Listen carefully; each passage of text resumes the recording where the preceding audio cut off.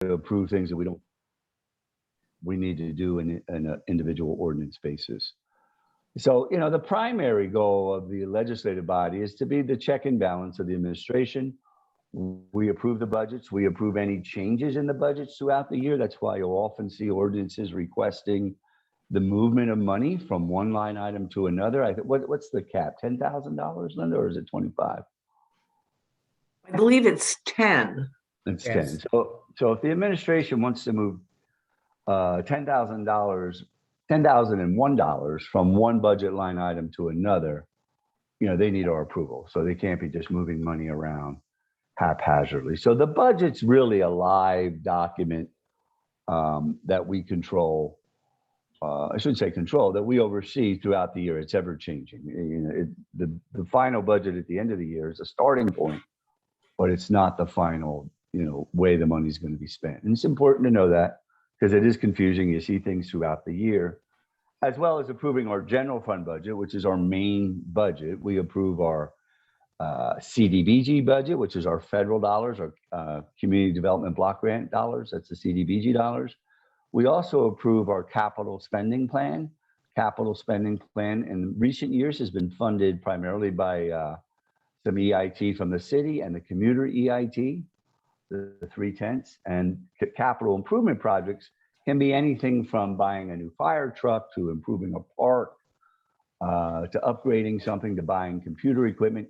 It's just capital expenses opposed to an operational expense like paying fire or police salaries. That's general fund budget. The capital fund budget will buy products or buy items or upgrade items or make improvements to the infrastructure of the city. Without getting into too much of that, but those are our primary functions. And we have, of course, our goal is to collaborate with the administration. They run the city. So once the executive branch, once they've come to us with their draft budget, it's really their game plan for the next year of how to spend the money that's coming into the city from a public safety standpoint, from a codes improvement standpoint. Of course, it's our job to collaborate with them and do all that we can to make that effort feasible and make it feasible within the confines of what we all agree should be the right thing to do. Sometimes our view is different than theirs, and that's okay. Sometimes things are way off, and we have to try to find a way to get to the middle. It's a finite process. And of course, their role is to communicate to the citizens, to us, their goals and objectives and how they're doing, and work hand in hand. Because collectively, the executive and the legislative branches, even though we have distinct roles, and it's important to understand them because it's very tempting from a legislative standpoint to want to go in and run the city. I have a million ideas. I come from an administrative background. I often tell administrations I would do things a lot differently than what they're doing, but I'm not there for that. That's not my job. I certainly share my thoughts. If they choose to use them, that's great. There's times I wish they would do things differently, and I'm not referring to now. I'm just talking about my experience in city government. And I often hope that I've seen city council from a legislative standpoint try to push up laws that perhaps the administration didn't ask us to push up. And though they may be necessary, and sometimes it's necessary to push them up, but I always look for the administrations to ask us or tell us what law changes they need because of what they're running into when they're out there trying to enforce, police enforcement, fire codes, whatever.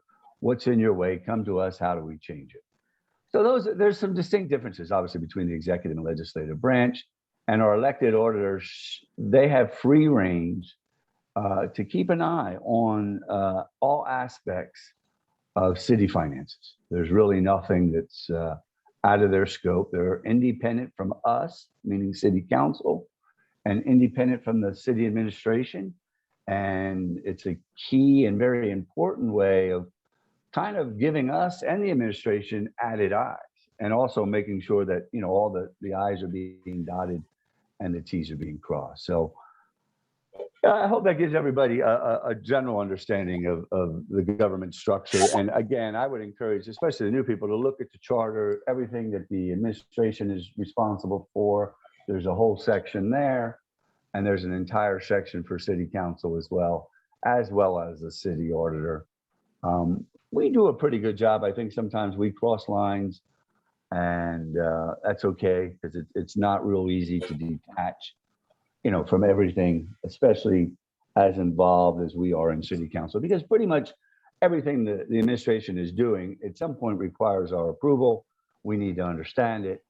And that's fair. When we start getting into telling people how to do things, or hearing from employees directly that they're not happy, then we're kind of getting out of our space. Even though it's tempting, it's just not our space. So before I move on to Linda and council staff, anybody have anything to add to that, or any questions? Because I may have missed something, and we'll open it up.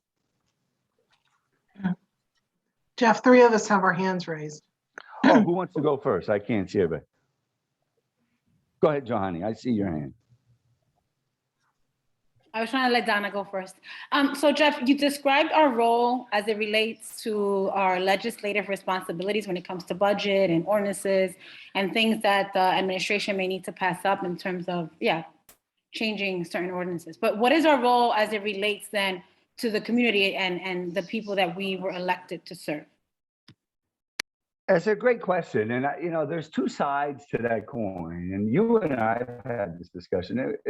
Obviously, we want to know from the public how they feel about certain things, and go to community meetings and talk to our neighbors. I'll be on a walk often in the summer, and somebody will stop me, and I always take time. And it's important. But what you have to also, and it's good to get their input and their ideas.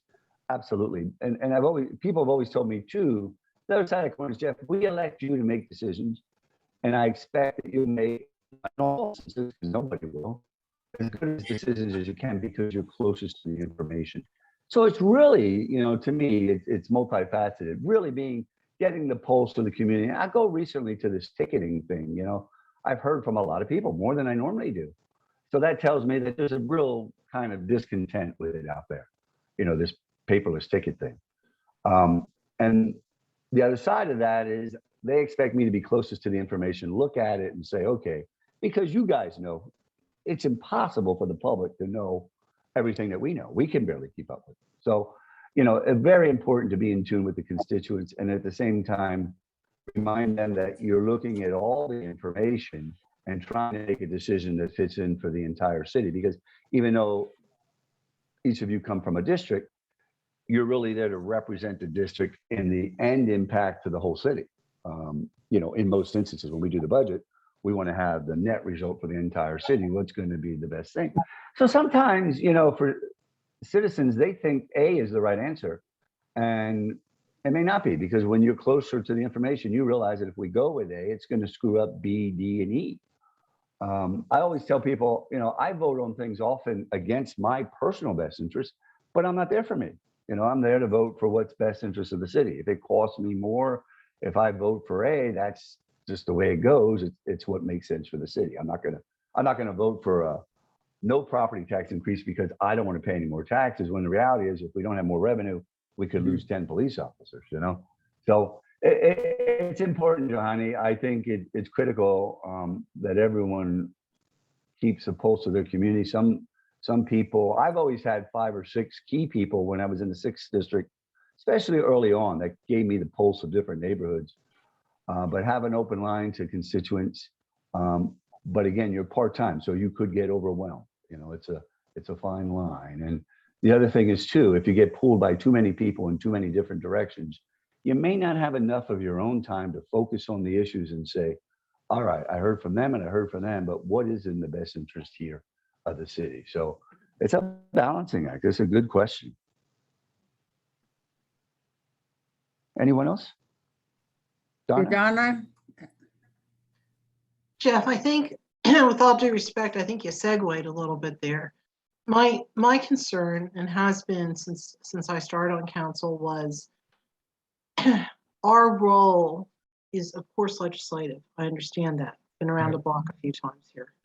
But I don't want our role as council underplayed, because we are the fiduciary stewards. Mhm, We are the final arbiters of policy. mhm. And Jeff, I think one of your strengths is the fact that you try to make peace with everyone. And I think one of your weaknesses is that you try to make peace with everyone.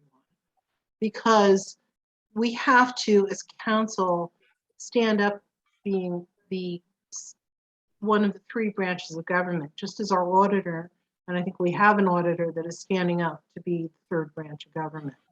I get it. I understand the whole concept of strong mayor, but I think we do a disservice if we bend over backwards, as we have done many, many times over the years, and that our disagreement is viewed as contrarian or conflict or not in the best or fractious or not in the best interest of the city.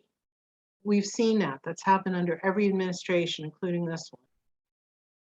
I get very concerned, especially at times now, like we have now, where we know we're all concerned about the strength of the operations of government.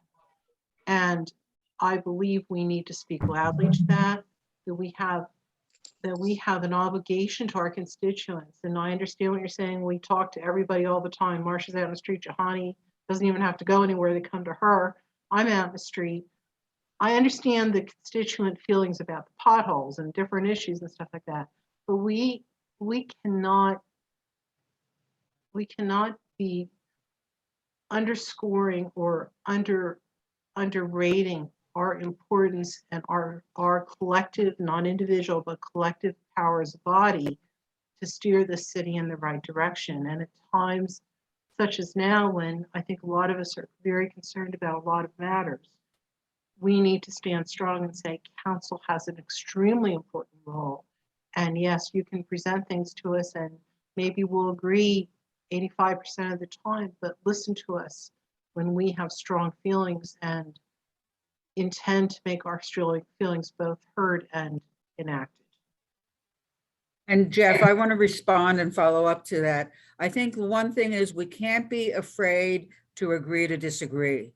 Okay, and we have to use the strength of what the charter empowers council to do and not always be waiting for things to happen, but to be proactive about what needs to happen based on not only what we hear from our constituents, but what we see happening in the city. And I'm glad, Donna, you brought it out. We have a concern. We're going to need to talk about it. It's not a matter of how government is working, it's how the administration is functioning within the roles and responsibilities. I will always defer to, now that we have a council solicitor, to be able to say, I'm not going to defer to you, Jeff, because I think we're going to have disagreements on this, and that's okay. But if I want to have clarity on what the role of council is, I will defer to our solicitor, because I think we need to know that there are things that we can be doing, and in the past we have been when we've needed to. I always like to resolve things at the level of the least amount of conflict and see how we can resolve it that way. But then when things continue to occur that are problematic, I think we don't do our constituents any good if we're not going to react to it. And it's a matter of building consensus.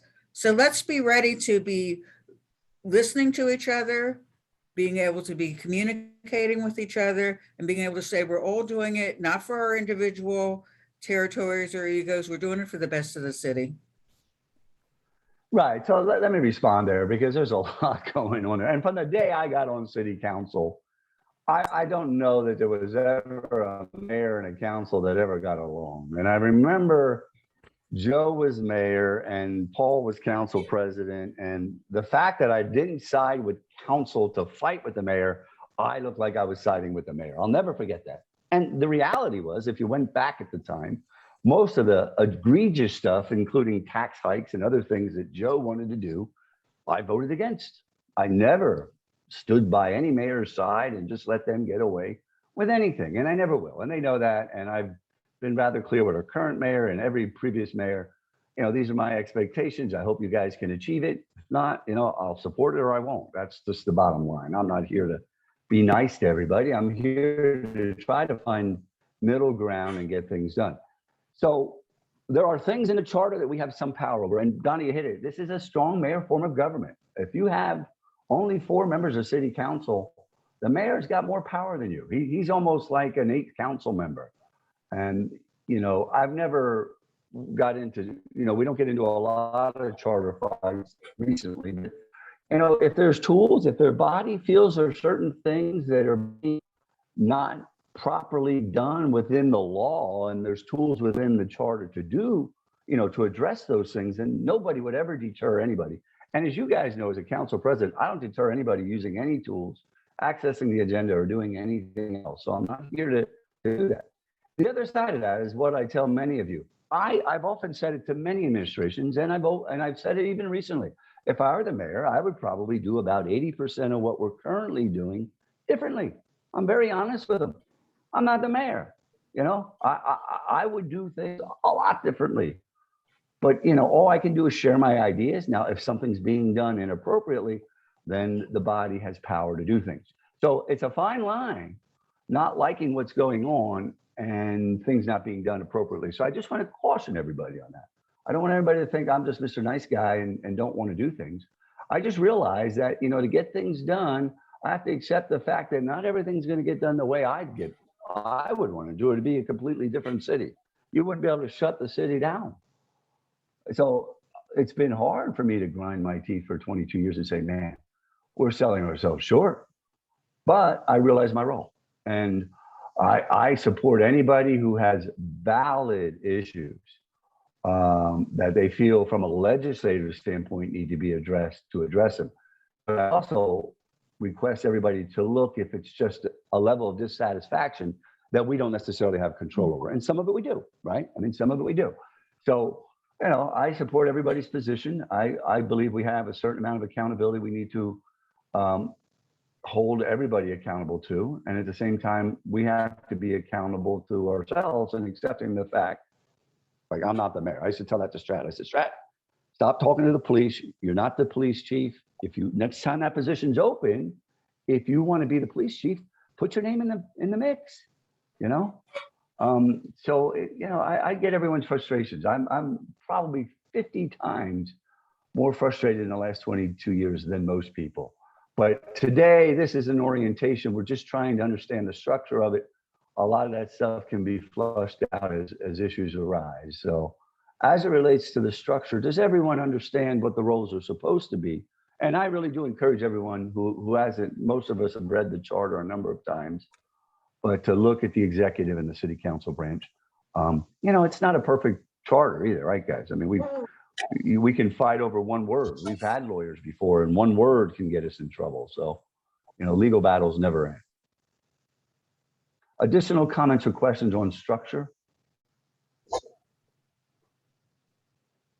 All Jeff, right. I have my hand raised. It's I'm sorry, Johanny. Johanny, I can't see. Yeah, go ahead, Johanny. Well, that's so I have a question more to Melissa, Brianna, and Wesley, who are the newer members of council. Like, I'd like to hear if they're clear on what their roles are as council.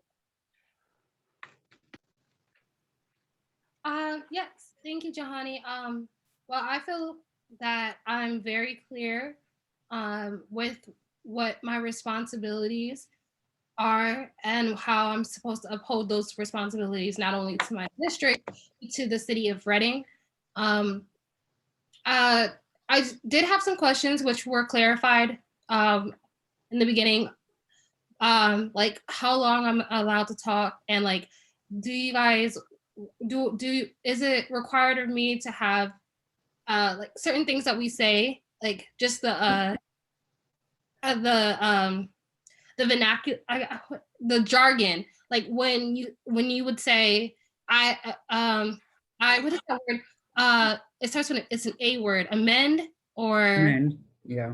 that word, and then you have to have a second person, and you don't need a third person. So Right. the certain things, just you kind of watch as you go, but all in all, I feel like, with the help of Linda and as well as City Council,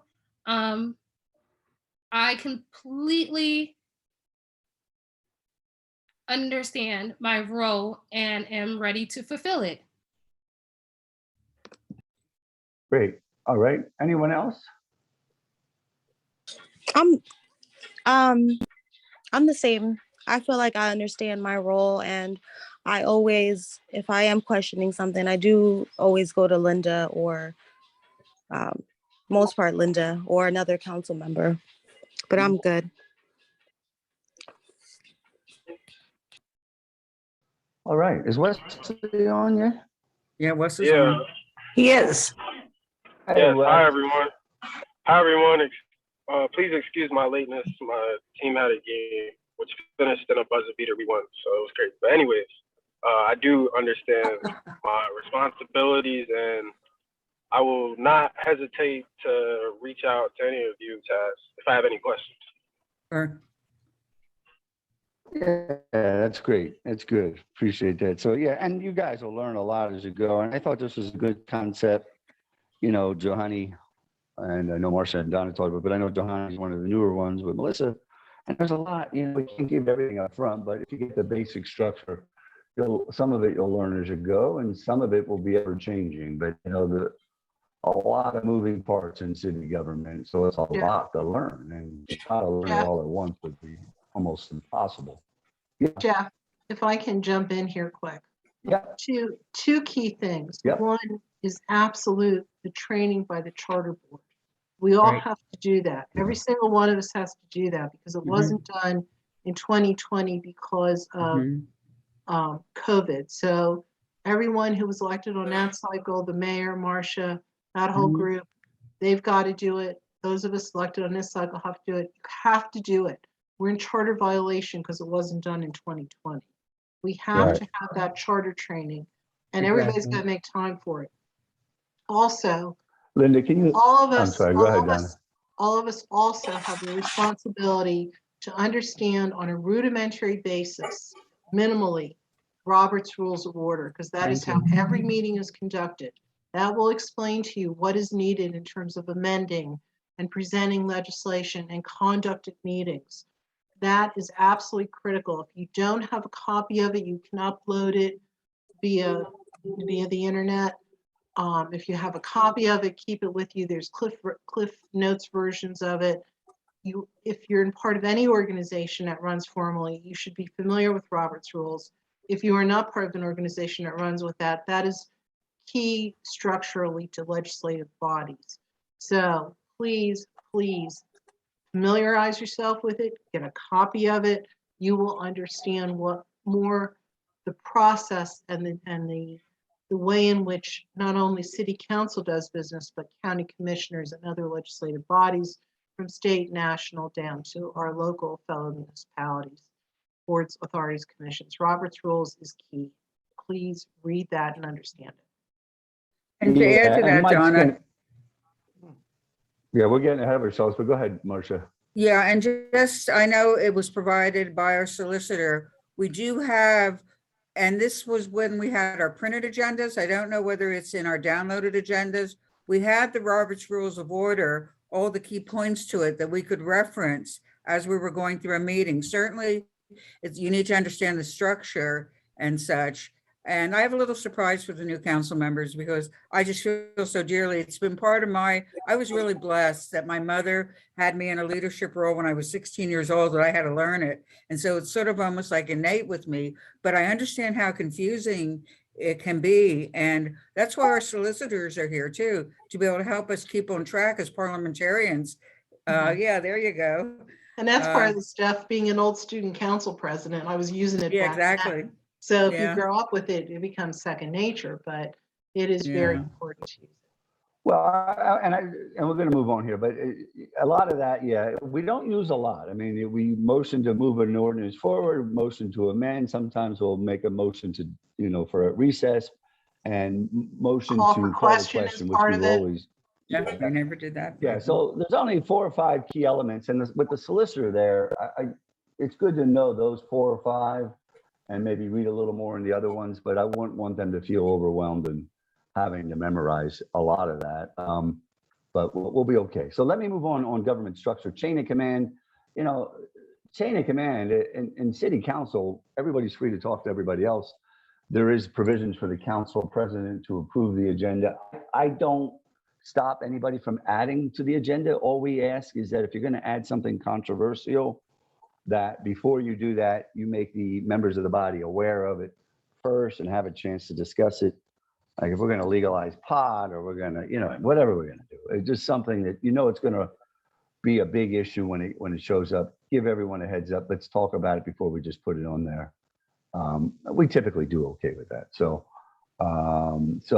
regarding contacting members of the administration, the charter says other than points of inquiry, all other contacts should go through the managing director. So that's a very fine line. If you're calling up streets department to find out, when they're going to be sweeping the street, that's just asking a question and getting some information. But if you're going to call them up and say, hey, can you be at, my community meeting on Tuesday, you got to go through the managing director because you're asking them to take some kind of action. So, my rule of thumb is in most cases, if you can just copy the managing director on any inquiries, you're probably going to be safe.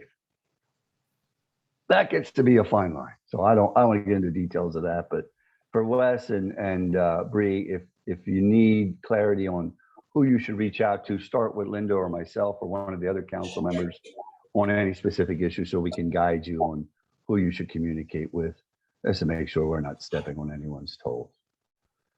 Jeff, this is Marcia. I just wanted to make a comment because this is a hard place with this. Yeah. We have all been around the city for years. We know sometimes they may even be our neighbors. We know city employees, they may be our neighbors, they may be our friends. The boundary is so important there that we really shouldn't be talking with them about city business. Right. And I know that's hard. And I know, I even have to watch myself and say, no, you can't do that, Marcia. And so I think we need to be able to say, you can be cordial with them, we can thank them, but we can't be talking with them about anything as far as their how they carry out their job responsibilities or anything that's happening within City Hall, because that can become very compromising in working with the administration and other issues. Yep. And we're going to talk about that a This little is more Donna. tomorrow. I totally understand what Marcia's saying, yet at the same time, we can't be blindsided. If we become Right. aware of something in whatever way it is, we can't be blindsided and just say, well, because we shouldn't know this, we shouldn't act on it. We have, that is a fine, no, Jeff, that is a fine line because we're a part of city government. And Yeah. if we become aware of something, we don't ask questions. If procedurally things are done questionably, if we follow the rules and we get no response, we deserve to be able to find the answers. Well, we're not going to get into that today, but Oh, if yeah, you we speak- should, if you because speak- that's part and that's parcel not of what we today do. is. We're going to talk about that tomorrow, but today's about orientation. But if you hear from a city employee, tell them to speak to their peers about, or the direct supervisors about their concerns, and then we can convey what we're hearing to the managing director. It's up to them at that point to deal with the issue, but we'll talk about that tomorrow. We're not going to turn into a second administration. We can't do that. It's very dangerous. So let's keep going. Linda, any other questions by anybody on Jeff? chain of command? Yeah, go ahead, Johnny. Yeah, yes, it's Johanny. So for the sake of following the agenda and the topic of chain of command, to Donna's point, if we become aware of something, who do we take the information to? Well, if it's you mean from a city employee? Any city employee, yes, city employee. You take it to the managing director and to the mayor. Because always remember, Okay. there could be two sides to a story. And even if the employee is telling you is correct, it has to be addressed by the administration. They have to either fix it, ignore it. I mean, they shouldn't ignore it, but they should fix it. They need at least have an opportunity to know that it exists. And if it's true, deal with it. They may come back and say, look, there's a lot more to that. Thank you for the information, but we've been looking at that already. It's very tempting to get in there and say, hey, we heard that A, B, and C isn't going well, and blah, blah, blah. When city employees have the ability to navigate through city council to influence administrative issues, we're in a lot of trouble. And that's why it's so important that we don't do that. It's okay to communicate what we hear. Now, if the city, I'm sorry, Jeff, and if this, Go ahead. Jeff? Yeah, I can hear you. And if a city employee is a constituent who's bringing Mhm. forth an issue, who do Uh-huh. we bring it to? Well, if a constituent comes to me and says, I heard they're being harassed in A, B, and C, well, I'll forward that into the administration. I'll let them know that's an administrative issue. Whether they're coming to me as a citizen or employee, if they're also an employee, I'd tell them to also address that. I tell people, record it, email it, document it, forward it to your supervisor, and deal with HR. There's protocols in any organizational structure for people to do. City council is not in the middle of investigating it and or fixing it. We're not involved. We can communicate in all instances, and we do have a responsibility there to communicate to the managing director and the mayor what we're hearing. We have investigative abilities, though.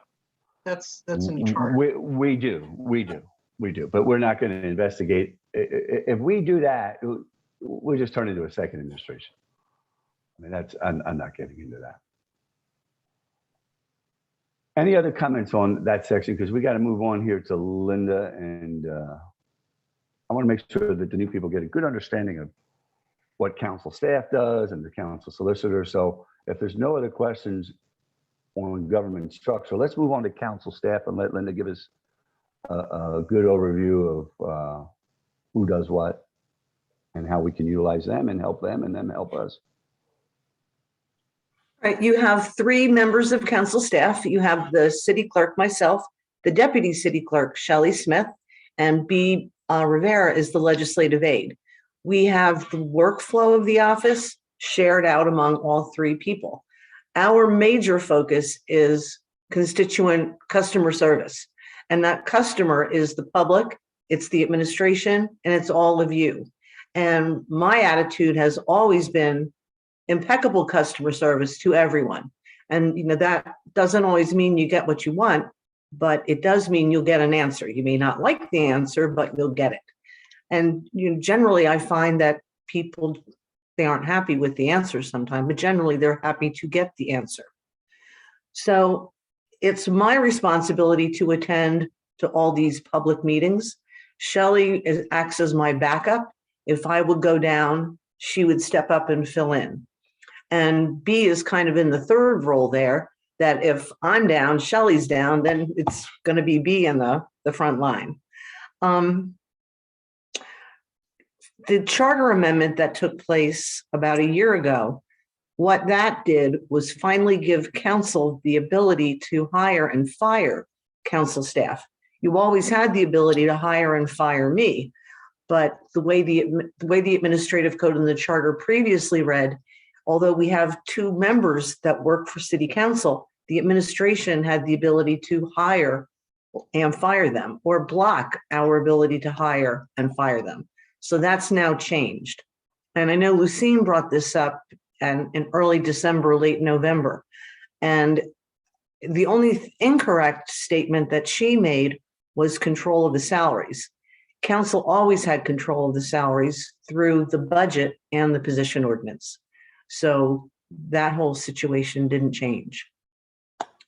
The fun part about our job is it's so varied. I mean, we get into everything from helping someone navigate through getting a handicap parking permit to doing legal research and doing some types of media communications, talking to the press, helping them understand issues, talking to the public, helping them understand, helping the administration find legislation from years back.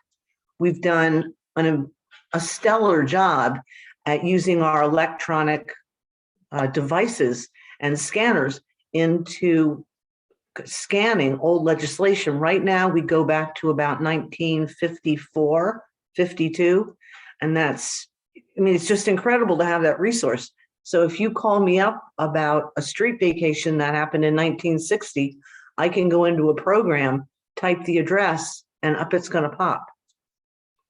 The other thing that we do is manage the city code.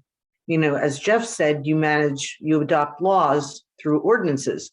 Those ordinances most times roll up into the codified ordinances, and it's our job to work with the publisher to make sure those corrections happen.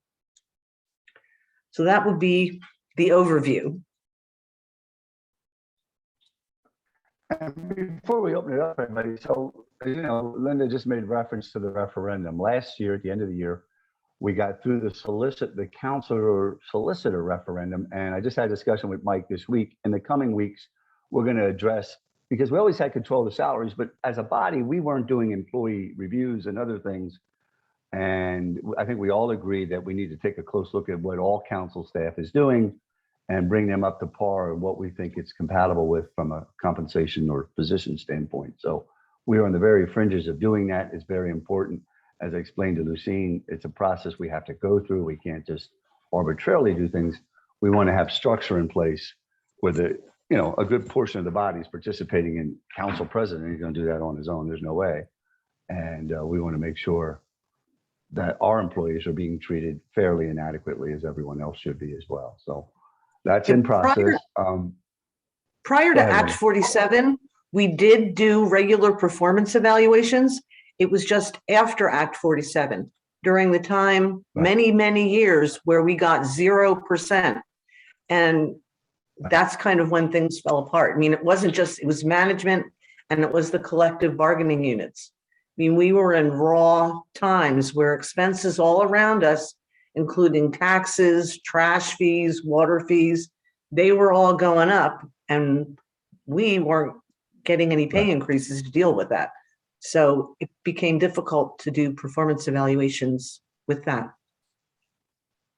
Yeah, so that Jeff? process is in motion and we're going to be dealing with it in the coming weeks. Go ahead, Marcia. Yeah, and I know I don't want to divert us too much. I know this is something Johannes picked up, but just to make it clear, and we need to set the example, performance evaluation should not be tied to raises. They should be tied to evaluating the individual's performance. Okay, and it's a way for there to be dialogue by the supervisor and the employee who should be evaluating and assessing themselves.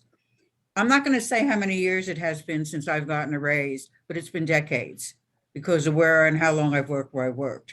I always, every year, get a performance evaluation. And it's very beneficial to me, even though I've worked as long as I have, to have that feedback, to have that dialogue, to say what I can do. It's something, an obligation we owe our employees. And I think we need to lead by example. And by that, I mean, council, we need to be able to have a performance evaluation for Linda so she can have some for her staff. We've been very negligent on that on Linda's part. So I apologize, Linda. Yeah. All right. Well, we'll get into that when we get into performance evaluations, but I want to make sure everyone understands. And I agree with you, Marcia. And I also think it's a time for the employees to evaluate their work environment, to give feedback on what they're going through. That's why I say they have to be done the right way, and you want the right people doing them. But making sure that the new people understand what Shelley and Bee do, Linda. I mean, Linda's our main contact, obviously, council members, but Shelley and Bee are always available to assist. Linda, is there any specific things that we should point to them directly, or does most of it channel through you? I prefer if it's most of it channeled through me because, I mean, I understand what their functions are and what their workload is. And then I can assign those things down as, best fit. Yeah, and I think we all agree they do a great job. Any other comments? Jeff, I have a question for Linda. Linda, who are you the right to know officer? I guess I may have assumed you were, but I didn't see it in your description. No, that's the solicitor's office. Okay. We get a lot of requests for that. And Fred's attitude is if it's something we can easily provide, to just provide it, not to make it go through the law office. So that's what we do. And, from a right to know standpoint, I'm adamant about keeping our minutes online and up on the website. So if someone wants the council minutes from 2008, I can just say they're all on the website, go have a party. Good. Yeah, and I just want to remind, especially the newer council members, so the council staff is there to assist you. If you have clients, if you run into somebody in the street, I do this a lot. that needs help with an issue, instead of me getting their number and trying to drive the issue home, I'll ask them to reach out to Linda. She'll get it in the, into the system. Or if you want to have a community meeting and you need to do a mailing or something like that, that the council staff can help you with that. So they're part of your team for your district, and for us, for the city overall, they're part of our backbone as well. We don't, some people take advantage of that more than others. I know I haven't as much as I should have. Years ago, I always wanted to do like a newsletter and this and that, and it just, time just always wore me out. But, if you have a concept that you like to do, talk to Linda to see how they can best, support it in her office. I don't manage Linda every day. I don't have the time. I don't know that anybody on the body has the time to do that. That isn't our goal. So, you got to reach out to her and say, hey, this is what I'm thinking. And as long as it's reasonable and it's something they can do, I'm sure they'll say, hey, yeah, let's do it. So just keep that in mind. They're part of your resources at City Hall. It's important to know that. All right. And again, I'm sure there'll be, follow-up questions on some of that stuff, or you'll learn more as you go. But the next item is regarding the council solicitor and the city solicitor. And we're going to have Mike kind of step through that. Obviously, the council solicitor is a new position. It's only been going on for about 5 or 6 weeks. And we're still in trial and error. And I'll turn it over to Mike. Sure. Thank you. And I think you took the words out of my mouth that you know as much about this position as I do still right now. But for our new members, this was a referendum that was passed, creating this separate position in the law department for city council to have its own solicitor. So the appointment is by council alone. There's no involvement of the administration in that appointment. The city solicitor, who is Fred, is still the chief legal advisor to the city. So this position of the council solicitor does not usurp any of the power of the city solicitor. So the city solicitor is the person that's still representing the city in all legal matters. The council solicitor's involvement is really only when requested by the city solicitor to assist in any type of legal matters of that nature. I will read for you here just what the report of the Charter Commission that created this referendum said, because I think it provides a little bit of insight. And it states that the council solicitor shall advise city council on all matters of law, but it shall not usurp the role of the city solicitor under the charter, who continues to represent the city in all matters. The goal is to allow the interests of council to be represented as a check on the administration by a solicitor independent of the city solicitor.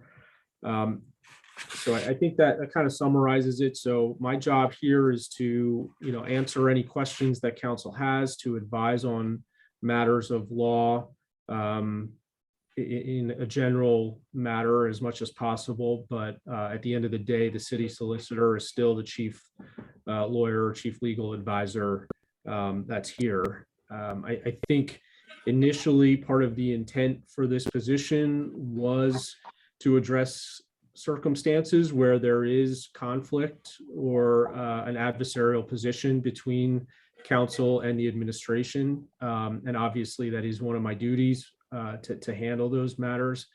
But I know one of the goals that we have in developing this position, it goes beyond that and really takes the other side of the coin and wants to have this position as an asset to the law department and to work together with the city solicitor, and to, really just keep that portion of the office, as well staffed and working as effectively as possible. So I don't want this to think that it's solely an adversarial position, because it's not. We're hoping that's going to be the limited amount of usage for this position as possible. And so as I stated, the goal is for us to work together. I've been working with Fred, on pretty much a regular basis over the last 6 weeks on matters. We've both been good at, knowing what we know and knowing what we don't know. So, for example, one of the things that was approved within the last couple of weeks is the sale of the property at Wool Alley. Fred acknowledged, he doesn't have the experience that I have in real estate transactions. So he said he's going to lean on me to do that. So, I think that's just a good example of, where we're, sharing the roles of legal matters, between the two of us. But, like I said, the general responsibility here is to advise city council on any questions of law and also to assist in any legislative matters. So I also work closely with the city clerk, reviewing all items of legislation that are proposed for introduction and enactment. I know we haven't really had any specifically yet, but, I will be representing city council on items where you're serving in a quasi judicial role, like the conditional use hearings or the historic and architectural preservation board hearings. And I think that's kind of about it. As I said, this is obviously a new position, so this is going to continue to grow over the next couple of weeks, months, and years as the scope of the duties continues to be refined. But I know I've reached out to Wes and Bree in the last couple of days, but I think everybody else knows that, I'm here to assist you. So if you have any questions or if you need any legal matters, you know where to find me. Thank you, Mike. And I'm going to just add a couple points. And Mike's been a great initial council solicitor. When this whole council solicitor thing first came up, I wasn't real keen on it. To me, I don't like tons of lawyers involved with anything, but I think the way we structured this is really good. I think Mike is not just an added support to city council, but the overall legal strength of the city. So I think the way we ended up last year, this thing worked out really, really well. I just want to remind the new members of council, and you'll find as we move forward on certain legal issues, we have to follow the legal guidance that we're offered, even though we might have a different opinion or want to do things differently, to protect ourselves and to protect the city from a legal standpoint. We have to have a point of reference legally for our decisions. And that's why it's important that we're surrounded by good legal advice. And Mike is an advisor to us. At the end of the day, as it relates to legal protection for the city, the city solicitor's office is the chief legal voice for the city. But they'll work closely in collaboration on 99% of the issues to make sure that we're all protected. And when I mean all, not just city council and administration, but the city as well. So the only other point I wanted to touch on, this is new, and we decided early on, if you need some information from Mike, you have a question about A, B, and C, and it's going to take him a half hour or an hour or so to get back to you, you have the right to go as an independent council member. Make sure everyone's, at least keyed in on the discussion so we know what you found out. For big issues, we need as a body to discuss it first. That way we can form a consensus, meaning at least 4 of us. Just say somebody wants to, somebody wants to anarchize the city. Obviously, nobody's going to want to do that, but if somebody wants to ask Mike what that would take, that could be 20 hours of research. Any big issues need to be kind of agreed upon as a body. And I think Mike knows that. He'll come back to any individual and say, hey, look, that's going to be a pretty big issue. Based on your preliminary ground rules, you need to talk it over with the body and let me know how you feel collectively. This is new. And I don't know that we'll run into many issues like that. I think most people understand if they got a big issue that's going to require everybody's input anyway. Before we proceed with the solicitor taking a lot of time, we should discuss it collectively first. But I think we're starting the year off really well with Mike on board. I hope we make the same progress with the council staff as the year goes on. But I just want the new members to understand the importance of, I've been in many meetings where I thought, man, I don't agree and blah, blah, blah, but I have to go with my legal guidance because I need to protect the city, protect myself as well. So any comments or questions regarding the council solicitor and Johanny here, Jeff. I know you don't, Yep. you can't see my hands. I can actually see so, yours for some reason. To piggyback on what you were saying, so are you saying that when we have a legal question or what have you, what would be the format? Should we be communicating each other and Linda and then discussing which way to proceed? And then who determines to take it to our solicitor? Well, if you have a legal question, you know, I would start with Linda or myself, and then as Linda has in some research, read all. Once you send something to Mike and say, hey, Mike, is this something we can do? And he'll shoot back yes or no. Mike will know if he sends him something and it's going to be a long kind of researched item that, you know, make sure everybody agrees before I spend. You really want me to go after this. So I'm just gonna let you guys know up front that, and this is my own personal experience. I personally feel like the only person that helps me personally, and Jeff, you can correct me if I'm wrong. However, I just feel like nobody helps me other than a select few. So I'm hoping personally, that's something that will, I don't know, work itself out. Personally, I feel like I'll direct stuff to city council and only a select few will acknowledge that they got the email. Linda will typically answer, but I just don't see, and listening to be quite honest, quite frankly, even sitting here and being quite honest, and I'm very passionate about my community. So it upsets me. It really upsets me when I listen, to be quite frank, because I'm passionate about my community. When I sit here and I listen to you guys, because it doesn't really sound like everybody is on the same page. So going forth, this is just my going forth.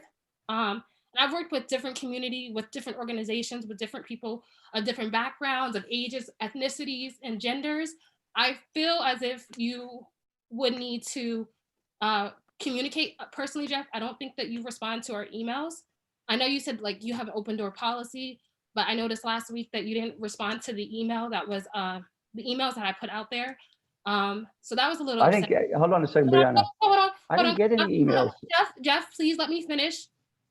Because Yeah, no, that's okay. Go ahead. and that's the thing that I think is an issue too, is that everybody else, you overtalk them, but then when it's their time and when they're saying something to you, you don't take criticism well. Just from my review of how everything's going, because when Linda or Marcia or somebody says something and they interrupt you, it's an issue, it's a problem, right? But then when you're the person that interrupting other people, then everybody has, and this is me. Very, very unbiased. So this is me just watching the politics that's happening. Now I get that you're in a certain position and that your age allows you to have certain, you know, I don't know, I don't have the jargon for what that would be, but I just noticed that you tend to overtalk people, and that's something that you should work on, because through this whole conversation, you overtalked every woman here. That's something that you need to work on. So I'm finished with what I just said. And I want you to, before you say anything to me, I want you to really understand what I just said. All right, Brianna, I appreciate that. But I just want to say one thing. I haven't gotten any emails from you. So Linda, I need you to triple check. Sometimes I think we have a real email issue with the city council distribution. I'm looking at my email, Brianna. I haven't gotten one email from you. So I can't respond to things I'm not getting. That's all I was trying to tell you. I don't have anything from you. So, and it's unfortunate you feel like speaking over people. Let me finish. Sometimes it's challenging to, let me finish, Brianna. I need to keep these meetings going forward. Sometimes, unfortunately, it may seem like I'm disruptive, but I have to keep this forward. We're here today for orientation. I like to just stick to these subjects at hand, but I'm going to ask Linda to get back to me, and I'm going to ask you to forward to me directly to my email, every email you think I should respond to, because I haven't gotten any, and it's not fair to you or me. I don't have any emails from Brianna, so I didn't know what I didn't know. So I apologize. Let's just keep going.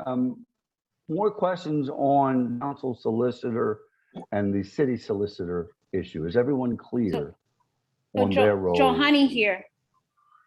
Yeah. So Go ahead, Johnny. So as I'm listening to Brianna speak, because I have to relate to her, right? You know, you first come on council, it's like you have a lot of questions, you send out a lot of emails.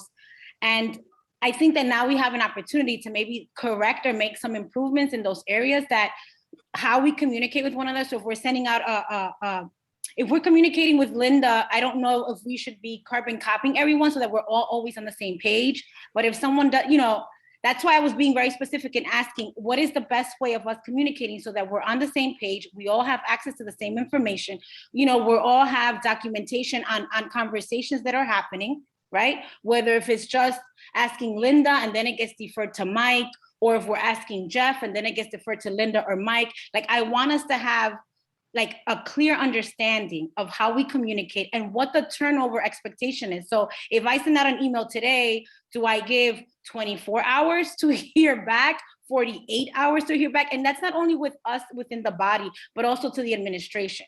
So I'd like to take this opportunity for us to, yes, as we're talking about roles, responsibilities, but let's set what our standard should be. What is our standard of operating moving forward? How will we work with one another? What's the best way of communicating? Because maybe, Jeff, you prefer to be called or to be texted versus emailed. So I think that we need to get to that level of how do we communicate with one another? What's the best way to do that? Yeah, let me just tie that in really, because to me, you're either making an inquiry that's kind of relevant to you and your district, or you're making an inquiry that's going to be, the knowledge is going to help everybody, regardless of what the response will be. In this case, let's just talk about the city council solicitor. If you're sending out a question regarding really anything in the city, you should copy council and Linda, and you might want to start with talking with Linda before you do anything. And then when you do send something to Mike, whether it comes from Linda or you, copy everybody so we know what's going on and it might be relevant to us in our district. Linda, I think Mike did a good job and gave us a kind of an overview of his activities. And then Mike will definitely be really clear on, if it's something that's going to require an extensive amount of work, and I can't control, I mean, if you don't hear back from Mike in 2 or 3 days, I think we could reach back to him and say, hey, any luck with this, Mike? But I think most cases he'll get back to us. On all other issues, depending on the issue, what's the magnitude of the issue? I mean, some issues we need an answer by noontime, and other issues, by the end of the week. I don't have those guidelines. I would look to the body to, put either individual or collective guidelines on things like that. Linda, so I prefer email. I don't think that it's not cohesive for anybody to text. I don't think that we should have one big text group chat. So I do want us to be on the same page with an email. And I get that, like you said, that not everybody has if there's something going on with District 6, then I trust the person who is in charge of District 6 to handle District 6. I will look into it, see if I can be of any help or a resource to that, but I'm not too worried about that. But when I'm addressing things to the city council itself, then I'm sending that information with the idea that that's going to everybody and city council, so that when we come to a meeting, the upcoming Monday or whenever we have a meeting, you guys will all know that what my concern is or what I'll be talking about. So then I have to inquire then, Linda, who is all in that city council email? Because if this is the case, excuse me, Linda, my primary question is everybody in that city council email? Because I'm using that city council email to forward the information on questions, concerns, and comments that I have. Yes. All right. All seven council members on that city council list.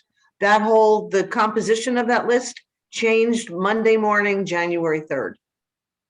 Yeah, and it's not working. So Linda, I want to get on a call with you in IT because I haven't received one email from Bree, and I don't know, Bree, how many of you sent out since January 3rd, but this is the first time I've had trouble with this distribution list. And I sometimes think I'm sending things out that people aren't getting either. So I do need to understand that it's working. But Bree, I sent you an email to your iCloud email address. I don't know if that's the correct one, but I need to get I need a request that you Yeah, forward to me. I just seen that you emailed me and I received it. So If you could send me, that's yeah, fantastic. So you have that my cloud email that you have is the right email. yeah, I'm just asking, can you send me everything you said I didn't respond to? Because I didn't see It's in any the of city it, that's council all. email. I'm not resending it. I'm sorry. It's in the city council email, and we all have access to the city council email. No problem. I'll research what the problem is. I was just trying to save some time, but that's okay. All right, let's move on, guys. Let's, If there's not a problem, I'm inquiring because it seems like if you are only responding to text and everybody else is doing email, one of the topics that came up is how do we streamline and where do we respond to questions? So I'm new and I want to verify that my inquiries are going to the correct source. So I CC the mayor, I CC Yeah. city council, I CC whatever person is particularly in response for that question that I have. But that's right. hold on, because then what you're stating is that you don't see the emails. So that makes me concerned because are you not supposed to be the head of the city council? That's right. So I have a problem. I'm not getting emails. I'll solve that problem. All right, I'll solve that problem. I'm not getting, maybe not only your emails, but maybe others as well. So I'll look into that. I'll handle that. You're doing the right thing, continue to please do what you're doing, and I'll fix whatever's broken on my end. Maybe it's my email, I don't know. So I'll figure that out, and I'll get Linda and IT to sit down with me to do that. So Thank you. appreciate you telling me, because I wouldn't have known right there. So, all right, so Again, let's move on. Let's you. go to, we got to keep going, guys. So under meeting procedures, agenda setting, yeah, the agenda is pretty wide open. If there's an important topic that you need to get on, I mean, Linda does a good job managing the committee, the whole agendas. If there's not enough topics, she'll call me and say, hey, we need some stuff, and then we'll add some stuff on. We typically have enough items. So if there's items you'd like to get on the agenda, work with Linda or if it's an ordinance you want to propose or a resolution, again, unless it's controversial, you should be able to get it on there. If you want to put a resolution commemorating, May Day, that's fine. You put it on there, the body will vote. If you're going to put a resolution on the agenda, like I said, legalizing something that we're not expecting anybody to put on the agenda, then you got to really hold up, discuss it with the body first, and then agree or disagree whether or not we want to put it there. Nobody wants to be blindsided by a big ticket item. I do not sit around trying to control the agenda. I just want to make you guys aware of that. So, Bree and Wes, if there's an item you'd like to put on there, coordinate it with Linda, and she'll help guide you as to whether or not it needs additional discussion with the body. But in most cases, you'll be fine on getting it on there, both the voting agenda, the regular meeting agenda, and the committee of the whole agenda. And hopefully we got the right items on the agenda. It's tough because there's a lot of moving parts. I know this year we got, a lot of big ticket items we're trying to get done, or at least addressed at the beginning of the year. Any questions on the agenda? I think most of the existing members know that they have pretty much free access to it. Sometimes people will schedule a commendation. If there's somebody you want to present a commendation to, you work with Linda, she'll help you with a commendation, specific organization or group. It's a pretty wide open agenda. Again, unless it's something that we should all discuss first. Johanny, did you have a comment?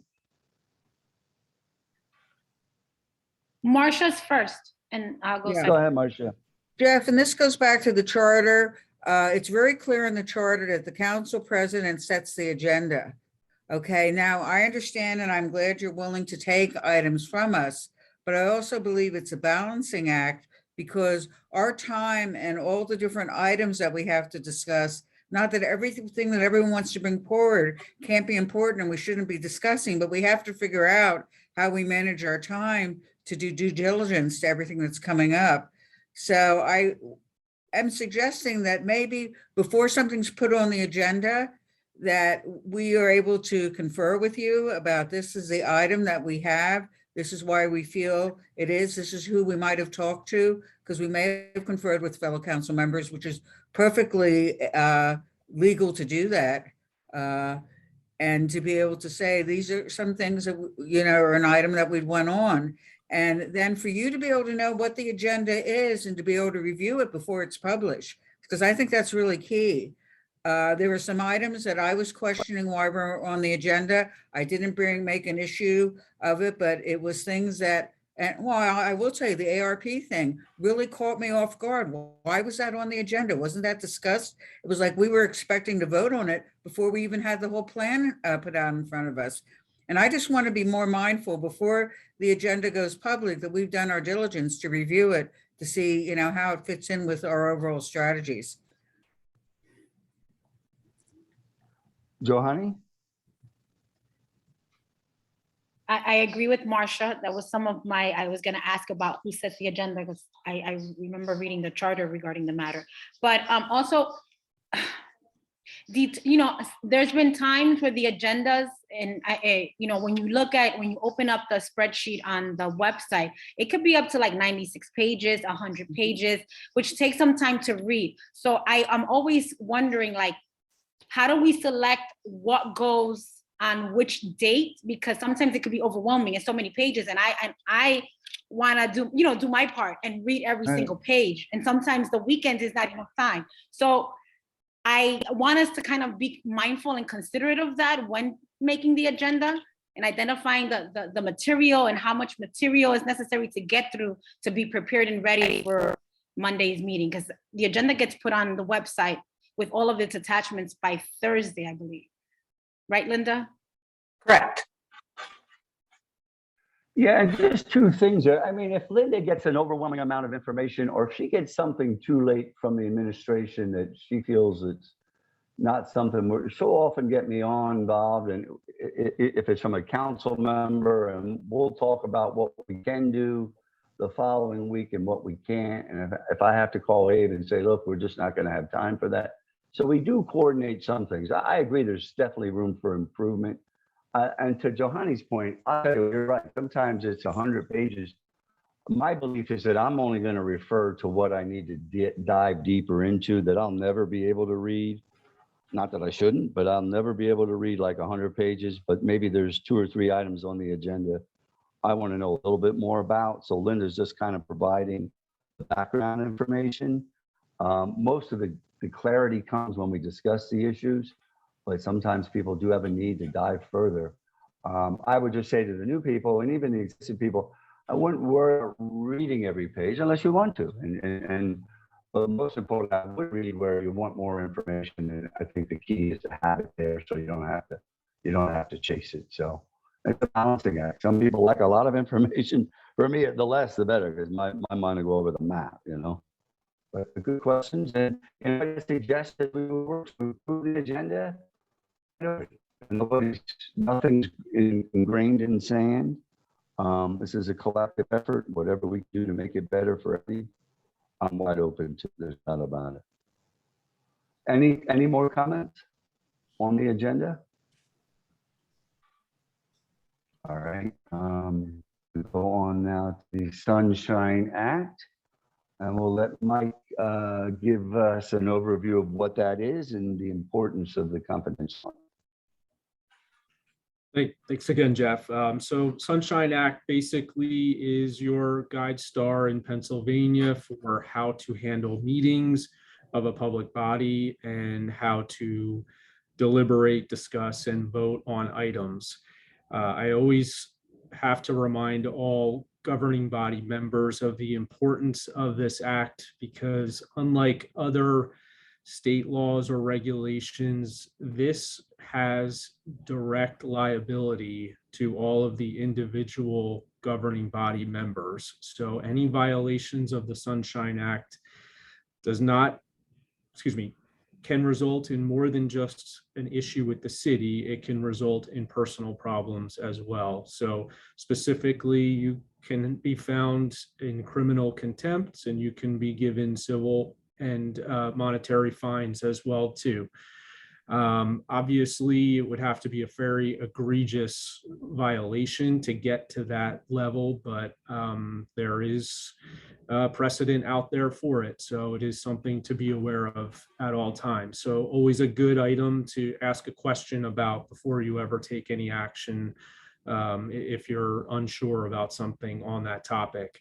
But basically, it's pretty simple. It says that any action by a governing body must be held at a public meeting. A public meeting is something where a quorum of the governing body is present.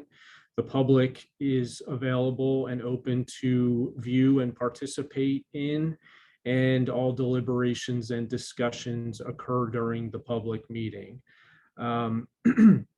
There are a couple exceptions to it, which are under executive session, which I'll talk about in a second. But I do want to talk about email a little bit, especially because it has come up here within the last couple of minutes.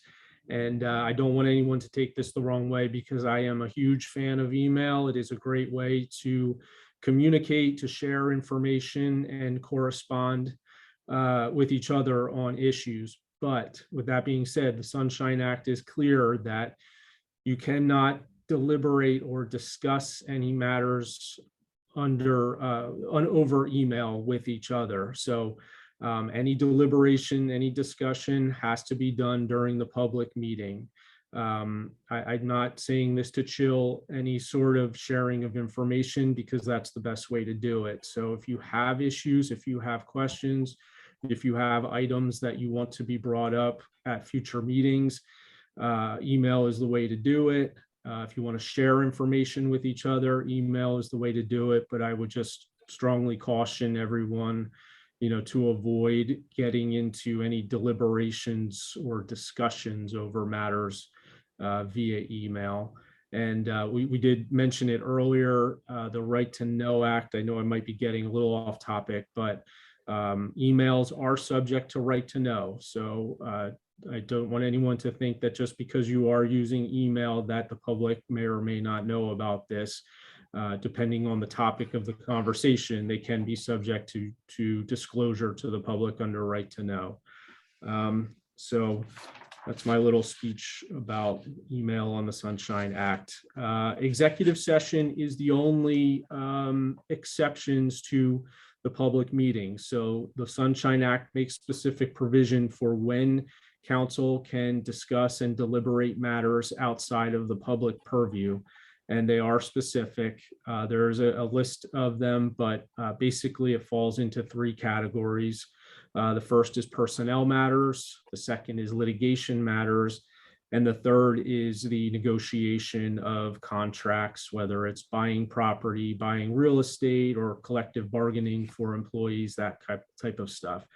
And obviously, the point is that you do not want to disclose any of your special confidential information that may impact, the negotiations on those contracts or in that litigation. So that's why you are allowed to talk about them in executive session. Excuse me. But the caveat is that you cannot take any action in executive session. So you're allowed to discuss, you're allowed to deliberate, but any official decisions have to be done then back in the public meeting. So executive session is something that, is a good tool to be used, but, you just have to be careful not to abuse it. One of the really important things about executive session, I know Councilor Reed reminded us of this last week, that everything that is spoken about in executive session is confidential. So that means it cannot be discussed outside of executive session. So, basically you have to hit the dump button every time the executive session ends, because you can't talk about it with anyone after the fact. That would be a violation of the Sunshine Act. Just look at my notes, but I think that's pretty much it for those two items, unless anybody has any questions. Johanny, go ahead. So related to the committee of the whole is considered a public meeting? Yes, it Or is is public meeting, go ahead, sorry. It is advertised as a public meeting, and the public is available to participate. I think you're going to get to this in a little bit. I think it was, designed, more for committees to present, the results of their committee meetings to the council as a whole, before your eventual council meeting. But because you are all present, you do have a quorum. And because it is advertised and the public is able to participate, it is a public meeting that you can technically take action at if necessary. But as I mentioned before, any action other than something that's an emergency type of matter, I would strongly recommend that you ratify at the next regular council meeting. And I ask because I know the Sunshine Act speaks of public comment or public participation. And a committee of the whole, we don't necessarily allow public comment. So why is that? That's a good point. So technically, go ahead, Linda. Back at the beginning in 1996, 97, council did allow public comment at the committee of the whole meeting, which we used to call a work session. And it was crazy. And eventually the council president asked me to look at that whole thing with the Sunshine Act and how other communities do it. And that's where we got the rules as we have them now. Yeah, so if you would ever get to that point where you would have an item that would require some sort of action at a committee of the whole meeting, you would have to provide an option for the public to comment on it before you could take a vote. Mike, just to clarify, taking action means we're taking a vote. So when we discuss things in committee of the whole, we're not taking action, except that we may be deciding, yes, this will be moved forward to the agenda to take a vote. Is that why we are allowed not to have public comment at committee of the whole? You might not be able to answer this right away, but I just want to, because I know why we made that decision and how it was made. And for me, it isn't so much that the situation was getting out of control, but we had to be looking at the timeliness of public comment during every discussion that we had, and that we looked at and conferred with our solicitors that it would be when we had our full council meetings rather than committee of the whole. I know I asked a lot of questions. No, I think that's correct. I mean, the point is that you're not taking official votes on anything. You're basically taking straw votes or expressing your position, on items, but nothing is official. Nothing is a binding decision or action on council during the committee of the whole meeting. So that is why the public comment's not part of it.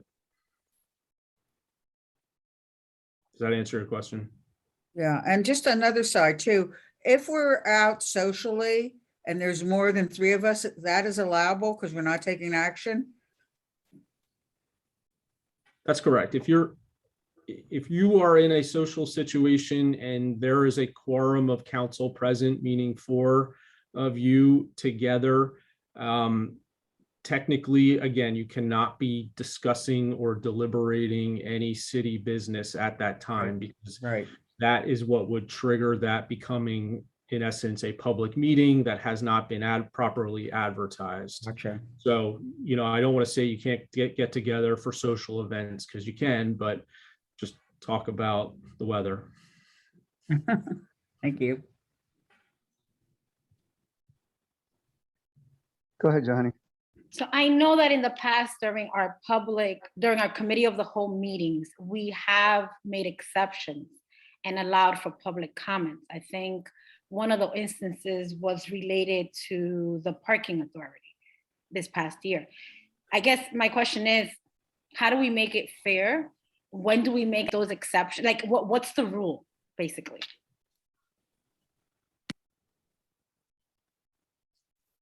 I don't know if I have an answer for that. I mean, it's a good point. But I think that's all part of some of the other things we're going to get to in a little bit about maybe formalizing some more of your procedures and policies with respect to your meetings, under the administrative code, and you can memorialize a policy about public comment, being allowed in certain circumstances under committee of the whole, for whatever topic, or if a majority of council agree to it, something like that.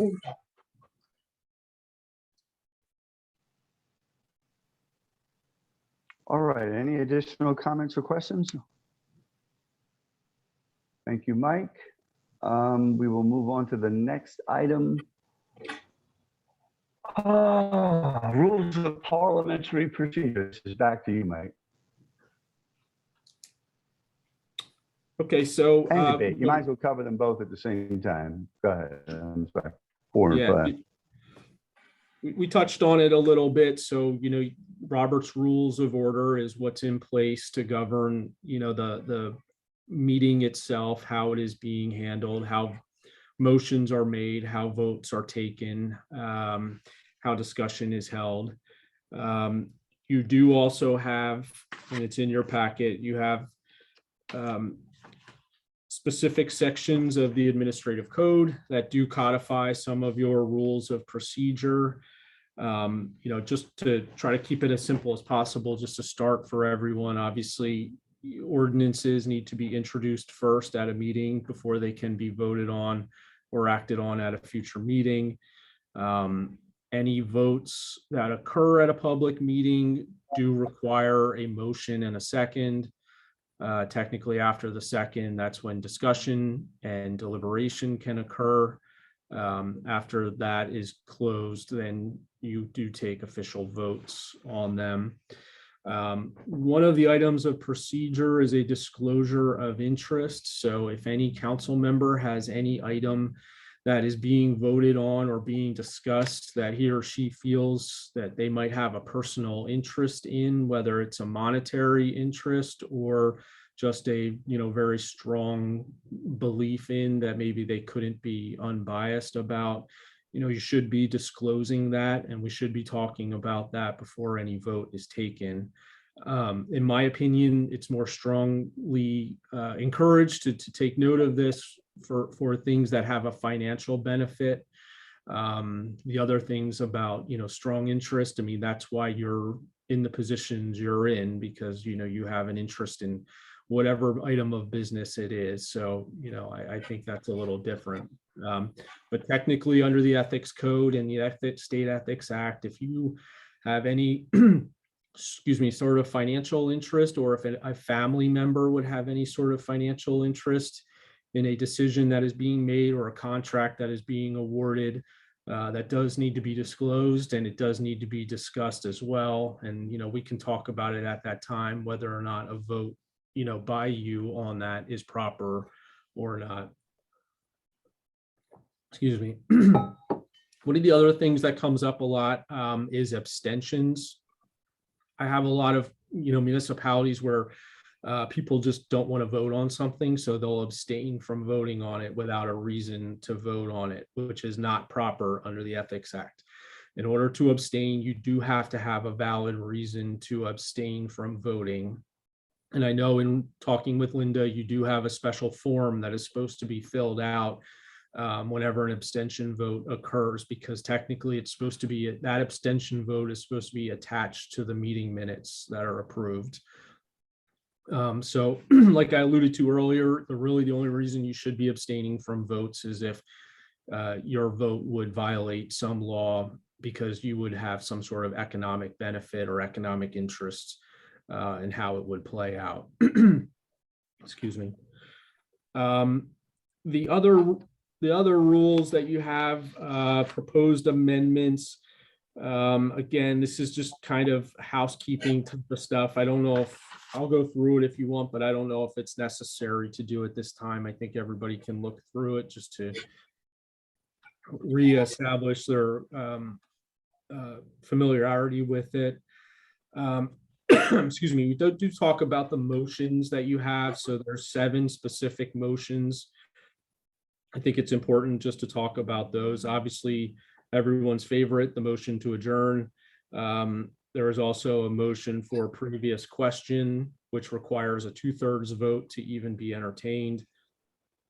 A motion to lay on the table, which is basically to present something for the first time to be addressed. A motion to postpone, which is the same as the motion to table, meaning that to not take a vote on it and to push it off until the next meeting. A motion to commit, which is essentially a motion to pass or approve. A motion to amend, which is a motion that obviously speaks for itself, to change some sort of language or something in the act itself that is being reviewed. A motion to end debate, which obviously again speaks for itself. If debate has taken too long or exceeded the time limits or has gotten to the point where it's potentially just been obstructive to get to the vote, someone can make a motion to end the debate. And excuse me, the last is the call for the question. Very similar, but also to either ask for a call of the question, meaning the agenda item on the table, or a call of the question for clarity on a procedure item that may or may not have been followed properly at that point in the meeting. Same with the rules of debate. They're also there, rule number 8. Also pretty much, what we had talked about, and, Jeff as the chairman president of council is in charge of handling the meetings and handling the discussions and handling the votes to make sure that they are handled in accordance with the code, but also in the most efficient and effective manner as well too. Excuse me. Technically, any statements shall be limited to no more than 3 minutes for the initial person who has introduced the motion. The mayor and the managing director also have the ability to comment. Other statements shall be no longer than 2 minutes in length. Your comments are expected to be concise and focused on the matter at hand. The president of council or the other presiding officer can limit debate on an item to 10 minutes. Any members that wish to speak shall wait to be recognized and not interrupt another person while they are speaking. And then you get to the actual vote itself. The body does have the ability to override the president of council on any position that's taken during the debate, if it would get to that point. Excuse me, but obviously the president has the chief duty to enforce all of these rules, and must also keep order during the meeting as well too. So it's kind of a quick summary of it. If anybody has any questions. Go ahead, Johanny. Just quickly, the motion to end the debate can take place by any one of us. Any one of us can make that motion. Okay, thank you. Yeah, and we used to do call to question. We had 1 person, 2 person, and then I think we found out you needed a certain majority. I don't think we've ever employed it, but something we need to be clear upon. I don't know if you have that in front of you, but just moving forward. Linda, do you remember? It says the call of the previous question requires a 2/3 vote. Yeah. Or a moment to call the question. Yeah. Just so we're clear on that, because we never did a good job using that specific protocol. So I just want to be clear on it. Very rare do we use it, but when we do, we need to know what it means. So. All right. Any other questions, Johanny? Yes, can you elaborate on that one? Can you give an example of when that's taking place, the motion to call the question? I'm just trying to remember. Yeah, it's typically when there's a pretty controversial issue. We've been debating it for, I don't know, 10, 15, 20 minutes. Members of the body realize that, regardless of how much debate that goes on, it's not going to change anyone's opinion. So they vote to call for the question, kind of ends the debate on both sides of the table. And then we have a vote.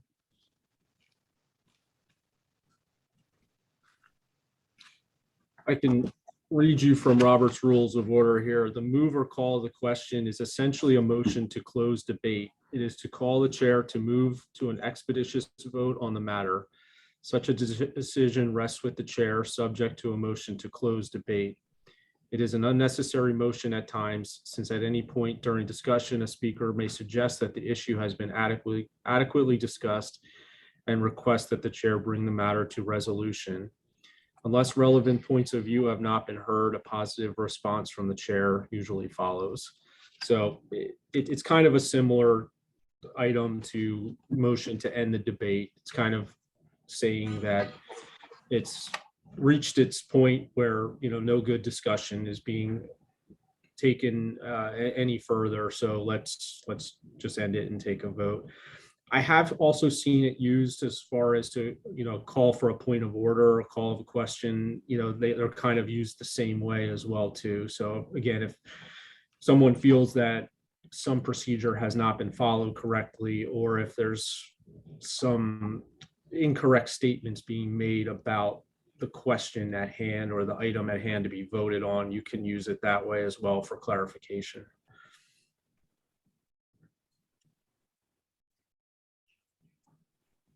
Okay, any questions for Mike regarding the rules of procedure? Jeff, this And is again- just, I'm sorry. Go ahead. Okay, this is just for a practical application, and I think it becomes hard with Zoom. Unfortunately, because we can't all see each other's faces, you chairing the meeting don't always see who's raising their hand. We need to work through this because it does affect the flow of parliamentary procedure to some degree. And I'd like to be able, the greatest way to be able to do it is either to raise your hand or use the function on Zoom, which I know some of us do to raise our hand. The ideal would be that we could all see each other as we're having a discussion and work through all the technology issues that may be barriers. And I know it's tough because I've been there, I've run through. So I just wanted to bring that up. It just, for me, it's hard to apply parliamentary procedure when you don't have people fully engaged face to face.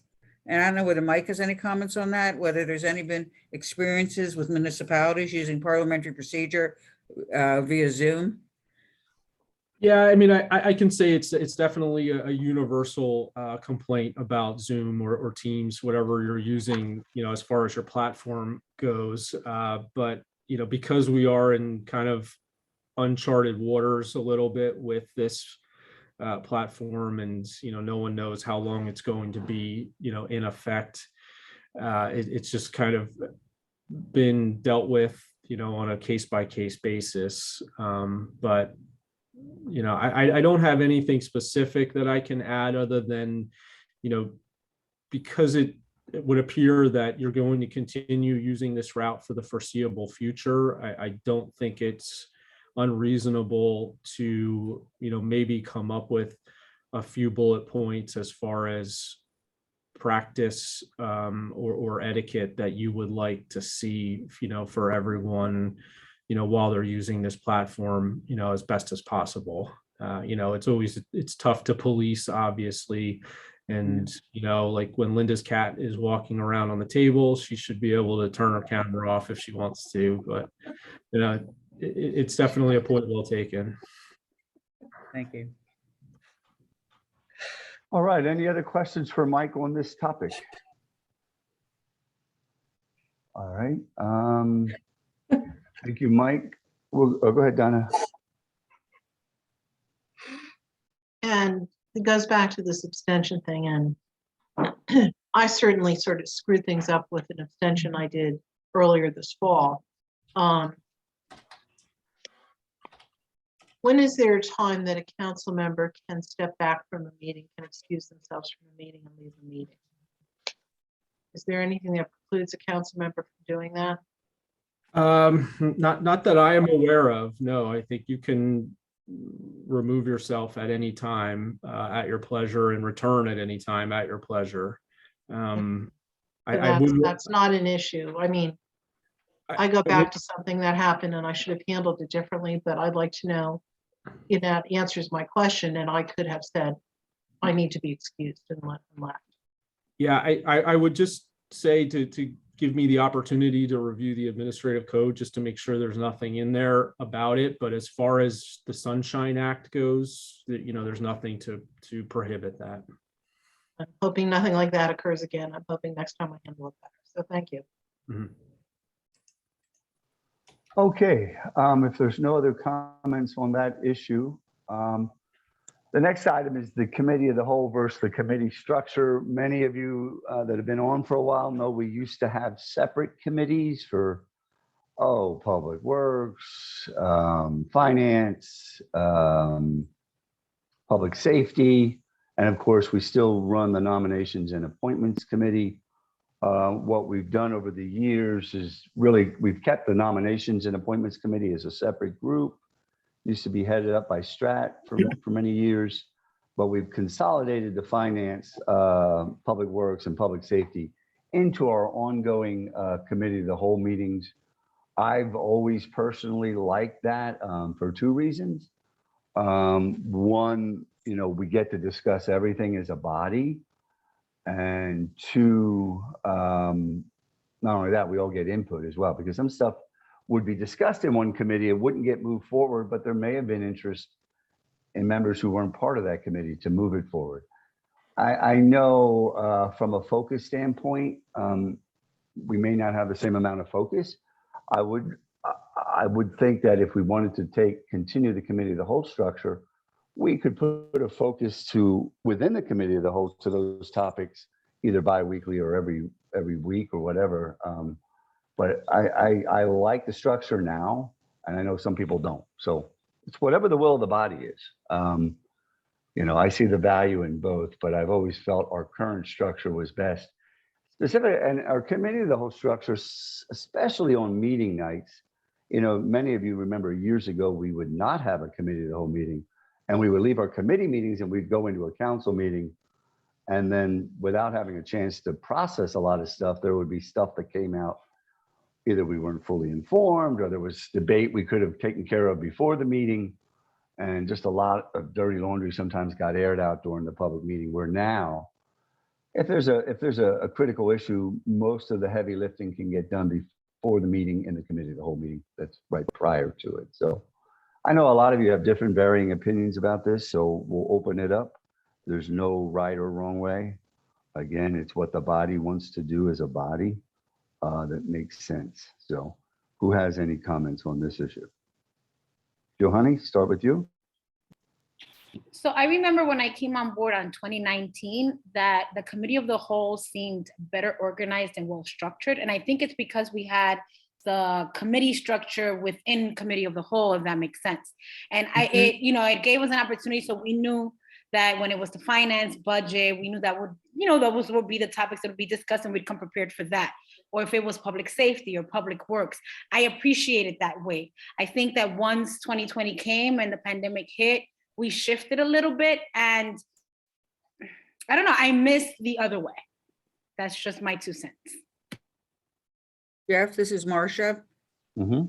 I completely concur with direction Johanny's going. I think what we should do is look at the fact that we have 3 different departments that we want to have report to us, and have them scheduled on a monthly basis on a particular Monday of the month, so that the administration is prepared, and that we also let them know what documents we might want, to have presented. And so it's a routine for the administration to know this particular meeting. And then if they have other issues that are related to those topics, they let us know what they would like to bring forward to council, so that it all doesn't get dumped into one broad area when we're reviewing the agenda. It almost seems like, things come to us sort of helter-skelter rather than organized.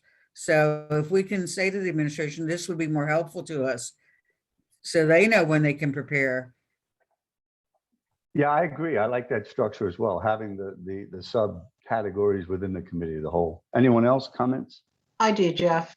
When I started on council, obviously the long time ago, there were this distinct committees. And I think we had a better, even with some of the administrations that we might have been at odds with on occasions, we had a better reporting situation than what we do now. I mean, we're constantly strained for time. We're constantly, I know I have questions about different things that maybe it would be better handled in a committee in separate committees and reporting back to committee of the whole. I think it's problematic the way we're doing it in terms of being issue specific, that we get some kind of firm answer about. I think a lot of things go by the wayside, because for the last time that was a great, we had a parking presentation that took up the whole meeting. There's other issues, ARP if there's one committee we need to have strong, it's centering on ARP. That has to be strong. We have to make sure that that's being done right. I mean, that's separate apart from our standing committees. But, you know, we have a lot as the fiduciary stewards of the city to be able to know what's going on and to be able to respond to the public about. And right now, I can't give a firm statement on so many issues. And I think it's because we don't have the structure. We're constantly rushing for time, you know. Yeah, we're part-time. I get it. I get it. For 20 years that we're part-time. But the bottom line is that doesn't wash out there to the public. So if we can go back to the committee structures, we can go back to public works, we go back to public safety. Public safety, seriously, I mean, people need to know what's going on. Public works with with the regular stuff plus the ARP stuff, plus in a snowstorm, what's going on, how are things handled. We've had nominations and appointments, that continues to go forward. But we also need, you know, the legislative, what are some of the policies going forward? So I'm entirely in favor of going back to a committee system. I warn everyone, it will take more of our time. I do believe it will take a little bit more time, Marcia, if we do it right. I know, and that's what I really don't have at this point. That's what I think we need to. But I mean, that's, you know, overall, and I'll segue for a minute, this is the worst form of government I have ever seen in my entire life. This is a pathetic form of government, and this is why we don't get anywhere in this town. But this is what we're dealing with now until we can have a charter, a government review commission, and talk to the public and get this freaking form of government changed to one where we have administrators who are willing to stay through a variety of changes in the faces of all of us, things like that. But this is where we're at. We've got to know what's going on, and I think the committee system is at least a step forward to getting back to that. And I advocate for it. I agree with Marcia and Johan. Yeah, before we go, I mean, there's so many pros and cons, but you referenced the parking discussion last week. Imagine we were in two separate committees, and an important issue like that, those in the other committee would have not heard any of that information. It doesn't preclude different things like that, Jeff. Yeah, I know, but I like the committee of the whole with the breakout within the committee of whole. Like this week we do public works and finance, and then the following week we do, you know, whatever the public safety and whatever. I always like that. I agree with Johanny. Again, it's open to the body. I just wanted to explain to Bree and Wes and even Melissa that if we went into separate committee meetings, that means 3 members of council would be in one committee, while we would be in another committee. Some issues you wouldn't hear much about. Other issues you would hear more about. I don't think that precluded us from sharing. Let me finish down. The other thing is, regardless of what we do, we have to become more efficient. I don't disagree with that.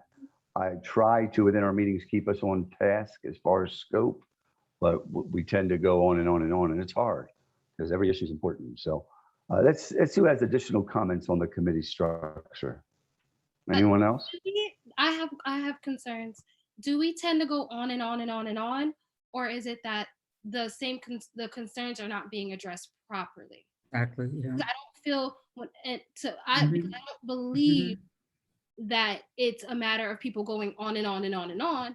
As far as it's more so they have a top. We wait a week, right, to bring these topics up to everybody here. We're well informed. We're now we want to bring the topics up, and then for me again, and I'm very passionate when it comes to this, right? Because I started as a community activist and a community organizer. Those are my roots. I was born and raised here in Reading, so I take these very serious, whether it's the smallest thing or the largest item on the ticket. So then when I come to the meetings and I'm talking about something or inquiring about something, it's not to hear myself talk. I get paid I sit at a computer for 8 hours and hear myself talk. So I'm not sitting here because I want to hear myself talk. Now I'm empathizing that, because when you say on and on and on and on, it sounds like what the issue is the same thing that people complain about, is that people that the city council refuses to get things done. And I see it because while we can table a couple things here and there, we should feel comfortable to have those conversations again without someone saying, and maybe you don't mean it like that, but it is a intimidation when, if I have a question and then and then I believe that it's more so, and piggybacking on for what Donna said, more so that we're trying to rush to the next topic, right? In the last meeting that we had, I had to listen to the Reading Parking Authority go talk and have his speech. We didn't interrupt him. We listened, and his speech was probably 2 to 3 minutes, maybe more so. So why is it? So what it sounds like then, a reasonable mind would then say, after he says that, after he finishes his speech, we're going to follow up. Now, is there a limit as to how many? As to who gets? Is there a limit as to how many city council members get to ask a question? Well, no, there's no limit. And on and on and on. When we're talking about an issue like parking, like we were the other night, we'll spend as much time as we need to on that subject. We won't cut anybody off. That's not what I was referring to. And to answer your first question, is it, or something's just not getting dealt with? It's a little bit of everything. What I was referring to about on and on and on is that we stay on task. If we're talking about parking, let's stay on parking. We sometimes, Bree, and we're all guilty of it, because it's hard not to be, is we'll get into a subject, it might be related to parking, but it's not necessarily tied to the issue we're trying to discuss that evening. Parking can take us into economic development, it could take us into a rail system, it could take us into any number of systems. So we're real good expanding the scope. I call it scope creep, which is good. I mean, it's people have a lot of questions about a lot of things and everything's interconnected, but we have to stay a little bit more on task sometimes, and we're all guilty of that. And I try to do it somewhat, real softly as we go through these issues. I'm not going to be perfect, and sometimes somebody's in the middle of something passionate, but we're already 30 minutes late and we got to pull the brakes, So, and It's a that's fine line. So, and that's something that I also wanted to bring up. So like, for example, I think that the Reading Parking Authority answered all the questions very eloquently. I had questions, he answered them. I had emailed him about some questions prior to that. So, and it's I think that might be a thing again, is like, there are questions like, if, I feel like so if I believe it's relevant to our conversation about to ask him for a copy of December's budget because it's not listed, when, what you're saying is like, we tend to kind of go past the scope. I don't believe that that's the case. And secondly,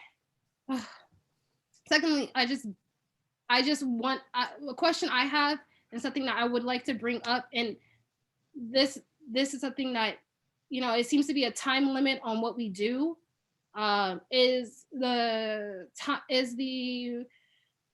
time that we spend on for city council. Is that in stone? Is it only like we have this meeting from 5 to 6 instead? Like, why I think that it's a good idea to extend it to possibly, I see us extending city council not for an hour, but maybe for 2 hours.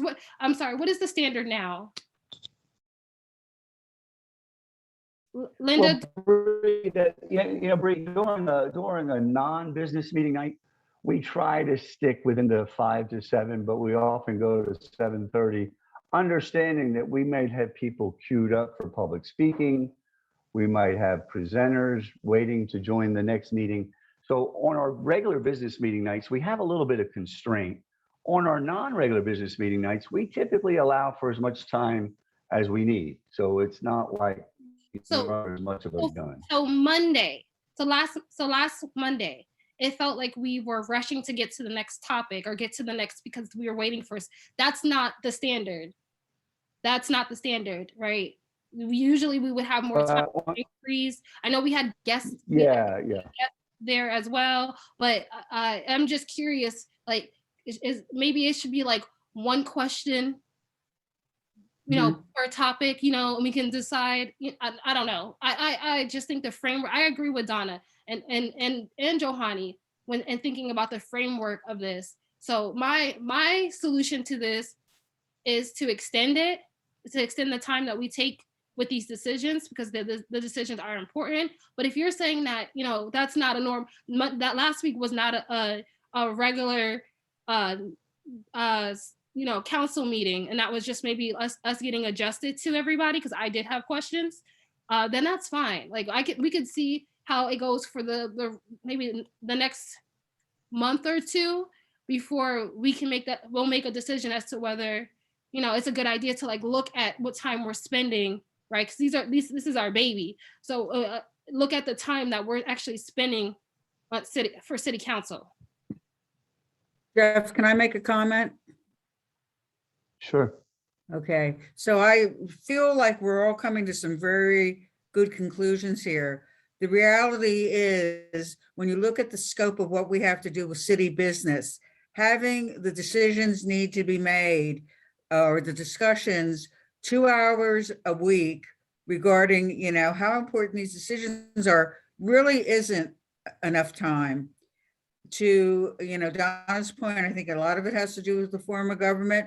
But I recall when I was on school board, and this was horrendous, but we had to do it. We used to sometimes leave 8th and Washington at 9, 10 o'clock. Now, I don't want to say we're going to do that, but I at least think what we need to do is balance our time, that we give ourselves enough time to discuss and plan the agenda. So if we have things that we know are going to take a lot of time in discussion, plan that accordingly. I almost feel like we overwhelm the agendas, and then it's like feeling like we have to rush to get through it. Let's make our agendas and stick to the timelines that we have set for them, but make them realistic, knowing which of the issues that are going to be hot button, that are going to have a lot of discussion. I think as we talk about fitting the committees into this, we can come up with a balanced agenda and work with the administration on it, so that when we have PowerPoint presentations, that we go through them in an effective amount of time,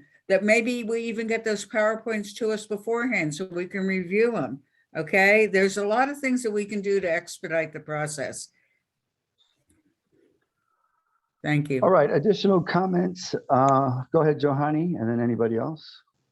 I just want to super emphasize the piece that Marcia said about getting materials in advance, right? So if we are anticipating, we have our agenda laid out, we know what the topic for discussion is, and we have, from whether it's community development, whichever department is presenting, if we have these items in advance, it gives us time to read, to digest, to create questions, submit them in advance, so then we can discuss Monday and have a more of a working session and getting things done and checking them off.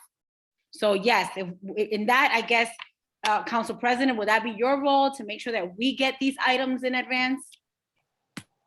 Well, as it relates to the items, it depends on where it's coming from. I mean, we can ask Linda to, whether it's coming from the parking authority or from the administration, as part of the request to have it on the agenda, that we would need all the materials at that time as well.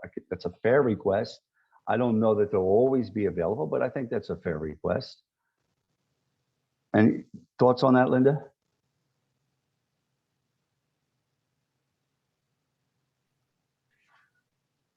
Linda? Yeah, that works sometimes, but sometimes it's difficult for the administration to get that to me in advance. I know Frank yesterday submitted materials for tomorrow's session. Right. I mean, the other problem with the topic jam up at the committee of the whole has been the administration forcing too many topics down too quickly. I mean, I've been gently objecting for the last month, saying, we need to get through some other things, some reorganizational matters. You need to slow down. Now, hopefully I can make them slowdown moving forward, and then maybe use that Public Works, Public Safety, Finance, divide that over the first and the third committee of the wholes and make them fit their presentations under those headings. All right, and I'll have a conversation with Abe and the mayor about, understanding that you can't dump, 50 things at once. And at the same time, understanding these bigger topics take time. I don't think anybody's wrong in any of this. I mean, sometimes it gets rather quiet and other times it gets rather busy, and we're going to have a busy beginning of this year. So managing this agenda is going to be very important.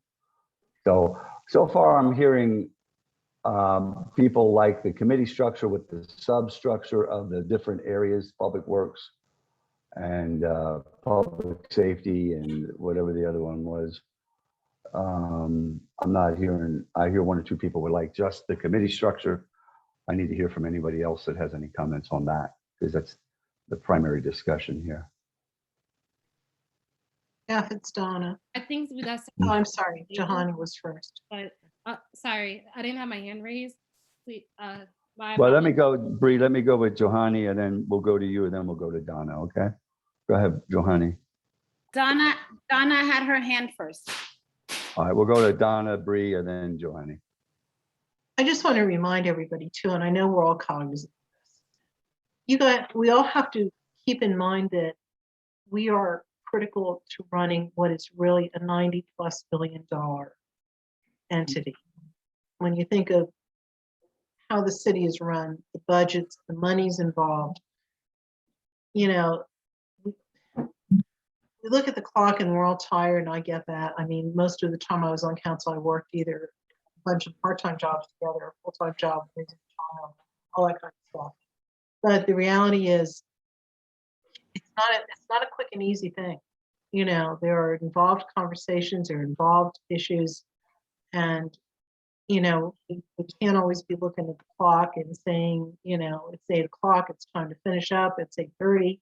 I agree. I mean, as an old reporter, I covered school board meetings at 12:30, 1 o'clock in Reading school board days of the 70s and 80s. I understand how nuts that is. And municipal meetings that have gone late, including things like Muhlenberg and some other townships. So I get it, and hopefully it doesn't have to happen, but whatever we can do to economize our time, but also not look at the clock and say, gosh, it's 8:30, I'm tired, I have to go. Of course, everybody is. But, we undertook these positions, and we need to understand what our duties are beyond, and it's everything. It's constituent issues. It's fiduciary issues. There's a reason these positions were full-time for many, many years, but we all took this on knowing what was being involved in. Watching the clock isn't really in our constituents' favor and isn't in respecting them. Again, let's economize, let's be efficient, but let's not watch the clock. We all took an oath we would do our best to serve people, and we're not punching time clocks here.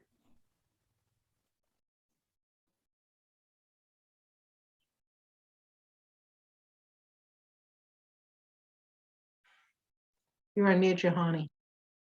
Oh, I thought he said Bree and then myself. Sorry, I was waiting.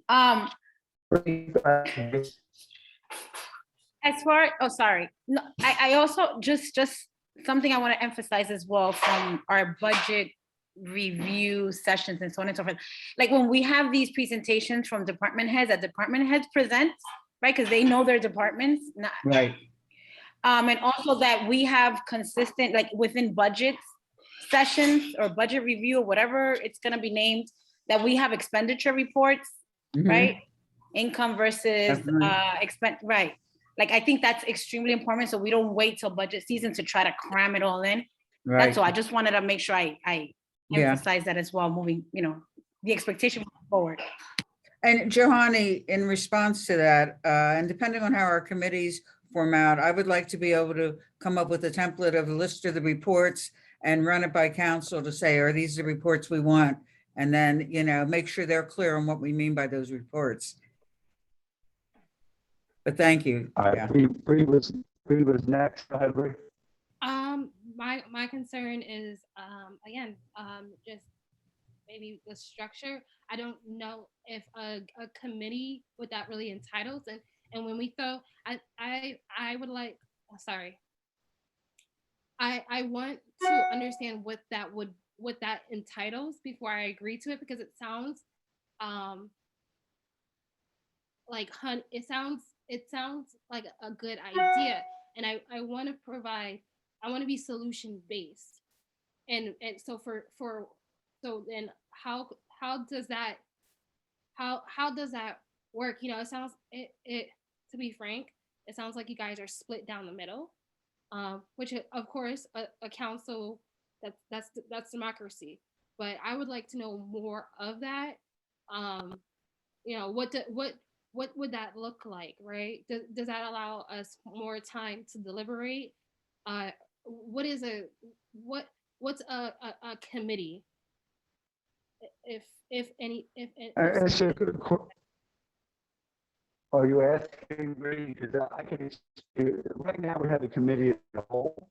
And we just have, let's just say we had five subjects on the agenda on every given week. What we suggest is have separate committees. The committee of the whole of all 7 members. We'd have a committee of 3 for public safety, a committee of 3 for public works, a committee of 3 for finance. And what we're hearing is, I don't like that idea. Oh, yeah, sorry. so what we're suggesting we do is either go back to that or stick to the committee of the whole, but break it down a little more by subcategory. So, you know, week 1 of the month, we might cover public works, and week 3, we will cover finance in the committee of the whole with everybody. Is that what Linda was referring to? You know, being that I'm new, I don't feel comfortable asking you guys to extend your stay well, not extend your stay. I don't think that was the right way for me to phrase it. I don't find it myself. I don't think that would be. I don't know if that's the solution. You know, I thought about this over for the past 2 weeks, and I'm wondering, like, is that, because is that the solution then? I don't feel comfortable with a committee. I don't know if we want to bring that to the table and everyone decide, like, is a committee a good idea? Or would it be better for us to take the time? Would it be better for us to take time? Would it be better for us to extend our meetings? Or again, maybe Linda, you're a good resource for this, so that this would be, you know, a great time if you have any input. You said that you had gentle prodding, so it seems like it's on basically the same. And I don't think that you and I had spoken about this before, but it almost would seem as if we're on the same page with time management. I don't know if we're going to get better with time management if everybody has a question. So then what would it look like to extend the meetings, say 20 minutes, right? Mm-hmm. You know, just an additional 20 minutes. How would that impact? And again, that's something that I would like to look for. I would like to look at maybe a month or so from now. So I'm bringing it up now so that we can maybe keep that in mind. So then this will remind us going forth, like, how our meetings should be, because, you know, I am in back-to-back meetings just like everybody else. They don't seem as chaotic as city council meetings. And that's that. I would like to. I would like for that. I would like, again, Linda, to talk about that. To have maybe an extra 10 or 20 minutes, if that's what it's going to take. I think maybe a structure we haven't tried before would be to have committee meetings on the 1st and 3rd. So you'd have maybe finance and nominations on the 1st, public works, public safety on the 3rd, and maybe set a time slot for an hour and a half for those meetings. And then at the end, you all come together for committee reports, where the finance chair and the nominations chair will tell the committee of the whole what was discussed. Thank you, Linda, for your input. By doing that, we'd probably extend for another maybe 45 minutes. I like the idea of the result of extension, but the committee part kind of is wary. I don't think that we should be making decisions in threes. I think it should be a group decision. That's how I feel, Linda. Of course, somebody here might disagree with me. So yeah, maybe now that we're having this conversation and it's brought up, maybe just be more considerate of each other. Jeff, you did say that you're gonna, you're gonna be gentle, or just gently going over, because last week when we were going over the information, I didn't feel like what I was saying was like, when specifically with Reading Parking Authority and with the trash and steward, we had other people in the party. You had Jamal. Jamal was there, and there were some other people that were there that were new to me. And there was also things that were wrong with the agenda. So that was something like I don't feel like we had a good adjustment. I don't feel like, I don't feel like we had a good adjustment when it came to that, like to give people a minute to inquire. And I know I felt like I was being overtalked. I didn't realize that there was a two minute thing. And even now, what I will say is I'm very aware that I'm over talking 2 minutes, but I know for a fact that in our last meeting, I wasn't.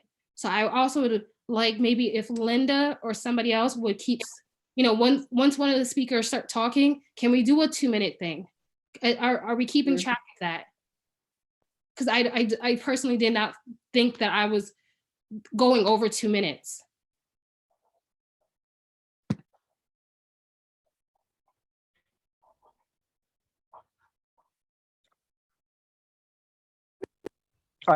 Bring out good questions. I mean, we could time people. We try to keep people concise. I just want to reel everybody in here a little bit, because I want to stick to, and I'll get back to your question. I mean, we can ask everybody to be cognizant of time. I typically don't intervene with anybody unless I feel we're getting either out of the scope of discussion or something we have to kind of take care of offline. It's not easy. I'm not always good at it either. So, I'm going to make mistakes. So when people criticize me, I'm all for it. I understand. And I'll try to be more cognizant of it. You made a good point. As it relates to committee structure, Bree, I kind of agree with you. I like everybody being in the room as we talk about these subjects. Getting an update afterwards it's not the same as hearing the discussions and being able to move forward your own questions. So there's an in-between. There's either we go to an individual committee structure, or we stay in the committee of the whole structure, but we structure the 7-member meetings by those subcategories, meaning the part of the committee of the whole this week is Public Works and Finance. Next week will be Public Safety, and building those committee structures within the committee of the whole, so that you're always part of 7. That's where I kind of like. That's where I kind of like to go. What kind of Johanny was referring to early on. And we need to get a count on this, because we need to decide what we want to do moving forward. Is anybody opposed to doing the committee of the whole structure with the subcommittees built into it?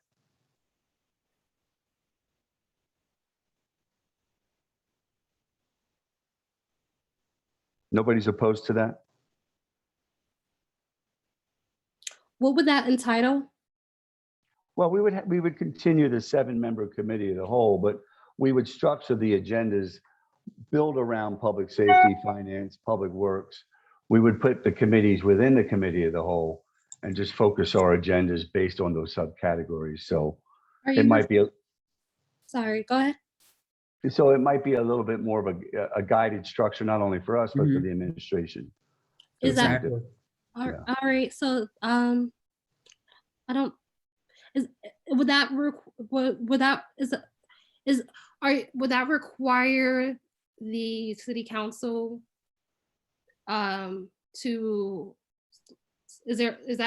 would that require the city council to split up into threes? No, that would not. No. No, it would put a more concerted focus within our agendas to focus on those topics, but not split us up. Is could we do a trial by era? Sure. It's up to the body. We can try it that way. And if it's not working, a couple months in, somebody can bring it up and say, hey, I'd like to go try that now. I don't think this is helping. And Always Jeff,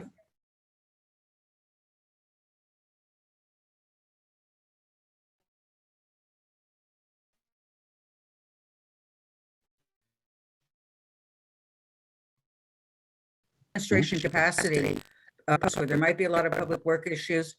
We still have a director of finance, but we need to be able to speak with the managing director about this is the structure. But the most important thing, whether you have it split into smaller subcommittees or you do it as committee of whole, the information needs to be there beforehand, and we need to be able to review it and be ready to hit the ground running. We lose a lot of time because there's a lot wasted in trying to explain things. And that's for the administration. And we also need to understand that who's going to be doing the presentation from the administration. It should be the managing director leading that way.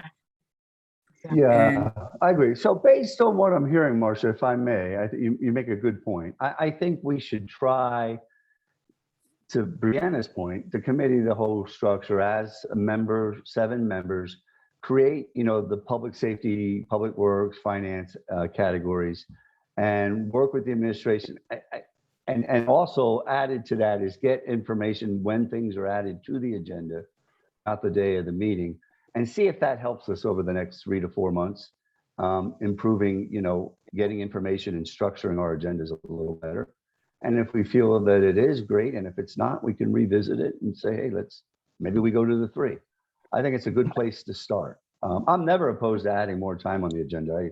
If we're talking about an issue that's on the agenda, I think we should give it as much time as we can. The only time I try to intervene is when we kind of get off topic a little bit, which we can all do. Jeff, But yeah, go ahead, I'd Donna. like to suggest something too, because we're in an extraordinary situation right now, is regarding ARP. I think we should Right. have, Mhm. I think we need to carve out the time. If it means we have to meet on a Tuesday once a month or something. But I think we're talking $61 million here.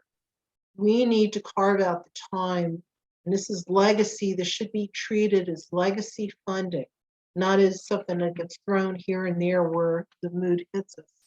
But I believe that once a month, say on a Tuesday or whatever day works out, that we have a formal or committee of the whole, however we want to define it, meeting that simply focuses on ARP, nothing else. Exactly. ARP, because right now, I think it's all skitsy how it's being handled. It feels that way to me, and my apologies to the administration if it's not, but that's how it feels to me. And this is way too important. This is legacy funding. We have an obligation to make sure this money is applied properly, that it transcends generations to have a lasting impact to the city. And we can't do it saying, this is the 4th thing on the agenda today, and we have 20 minutes to discuss it. No, we got to put the time in, guys. This is way too important, and this speaks to our dedication to the city as well as the administration's. So my suggestion is, starting in February or March, that we have 1 meeting a month, an additional meeting to our committee of the wholes and on our formal council meetings that strictly applies to ARP, and that goes as long as it has to go till those funds are, with council's approval, every penny is decided upon. And guys, remember that every penny comes back to us, to our approval. This is more extraordinary than anything the city has seen probably in almost a century, and we can't blow it. Agreed. No, I think it's a great idea. I'm going to send an email to Abe. Well, I'll have a conversation with him and tell him, we want to do a monthly discussion on ARP. And I told the mayor before, everything is preliminary. We have to go through a very detailed due diligence process with city council before any of that will get approved. And they understand that. So I think you're right. It would be good to carve out time because to put that on our regular agenda is a little clog us down. I agree. All right. Jeff, Unless I hear quickly, any of- Yeah. did you want to Yeah. keep nominations separately? I think so. Who's currently on nominations? I mean, we always did that at 4:00. Who's still on there? I don't know. Who's still on nominations after Strat? Who was on there? Marcia and Johanny. Okay. We certainly need new blood. Yeah. Well, yeah, I mean, it's hard to knock 7 people down for those interviews. They can take time. Mhm. And it's been very efficient for us to do that at 4:00. I would seek out whether or not there's another volunteer who could join that committee, and we still kind of run it as a standalone. It's always worked very well, that committee, because we've been able to save a lot of time by having that done at that time frame. So if anybody has any interest in the nominations committee, please let Linda know. If not, we'll have to figure it out in the coming week or two. Jeff, just how a we run it. suggestion So for it's that. still, yeah, Rather than, okay, so the way it was set as our original committee structures, it was the same people for 2 years. What I suggest, so all council members have an opportunity to know who some of the candidates are, that maybe we rotate on and off of it. Who's going to be present for the interviews? Okay, and I know that's a really new idea. We've never done it that way, but I'm thinking that Shelley is really good at keeping this structured, getting everyone prepared. Okay, but it might be helpful for the other council members if they could, and we could pick who's doing it, like maybe for this year, it would be 3 of us, and next year, or however we want to divvy it up. But I just think it's a great experience and they're important positions to, important people to interview. no, that's a great idea. I'm open to whatever. We've been running now that Strat's gone. We did rotate. Anybody who's interested in the nominations and appointments committee, to let us know as a body, let us know, or we'll have to decide in the next week or two what we're going to do, because 3 members to join the committee, then we're going to have to do it as a committee as a whole. But for those who don't know, that's where we interview candidates for all the open positions on the boards and authorities, and I forget how many there are.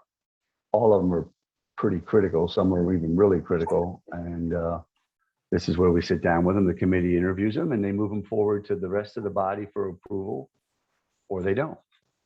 It is a very good way to learn, who's on the boards, authorities, and commissions, but also to learn about those commissions and authorities as well.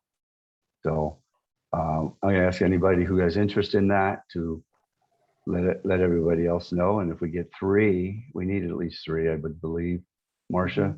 Right. If we don't And we get 3, also then have- Yeah, we're going to have to go to a committee, the whole structure. So but we do have interviews scheduled for tomorrow. Am I correct? So can we still go with the current or the previous members of the committee to do the interviews? I mean, I thought that was sort of what was going to happen. I think so. I don't think that's hurting anything. Just kind of continuing on until we can figure out the new format. Yeah. Yeah, that way you avoid a backlog too. Right. All right, so I'm going to say, well, I think we figured out the committee structure for now. We're going to work on the nominations and appointment committee. And then let's move on here to the next subject, because we're really up against, I know we don't have a deadline here tonight. I'm just running out of energy. For those that weren't on the beginning of the call, I was sick for the last 3 days. But let's go on to home rule charter and administrative code. And we'll turn it over to Mike. Or Jeff, I saw Johanny had a question. I don't know if you wanted to. Yeah, go ahead, Johanny. I'm sorry. It was quick because I saw that boards, authorities, and commissions is listed as number 6 on our agenda. So I didn't know if today we're gonna be figuring out who's gonna participate where. Are we doing that this evening? We're going to talk about it. Yeah. Okay, all right, cool. Go ahead, Mike. So home rule charter and administrative code, as was alluded to before, and this is, I think, more for Bree and Wes, but the city is governed by a home rule charter. What that means is that it is governed by its own domestic law as opposed to state law. So most other municipalities are governed by state law, whether it's a borough code or the second-class township code, or even the third-class city code, which is what the city was governed by prior to the home rule charter. So this was something that was adopted by the voters back in, I believe it was 1993, somewhere in that range, where they decided to go to the home rule charter, which created a commission, which created a framework for the charter. The charter itself has what's considered a strong mayor council form of government with a managing director. So the charter provides the framework for the governance of the city. But when you get into the details of it, it may seem that it's lacking on some specifics. So that's where the administrative code comes into play. So the administrative code is a separate set of ordinances adopted by city council, and they kind of fill in the blanks for where the charter does not address certain issues regarding the administrative detail as far as the operations of the city government. So the administrative code, if you look at it, obviously has a lot more detail to it than the charter does. The charter could be considered somewhat of like a constitution as well too. So it's not something that can be easily changed. There's only 3 ways that it can be changed. The first is by a petition of the voters to get it on a ballot for vote at an election, or it can be changed by a request from the city via an ordinance, again, to be put on the ballot for adoption by the voters. Or last, if a commission is established that recommends a change. So basically, the charter is required to be reviewed every 5 years by a commission, and that commission is charged with coming up with any suggested changes, updates, or anything that can improve the charter.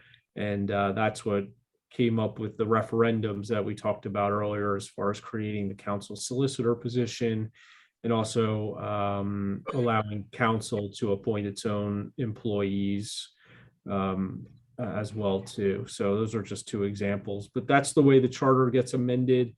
The administrative code is different since it's obviously just an ordinance of the city. It is regular legislation that can be changed by its own ordinance. So that process is a lot simpler. But at the end of the day, the administrative code cannot conflict with the charter. If it does, the charter takes precedent and is the binding law on the city. The charter itself, as I think was alluded to, has some drawbacks to it. There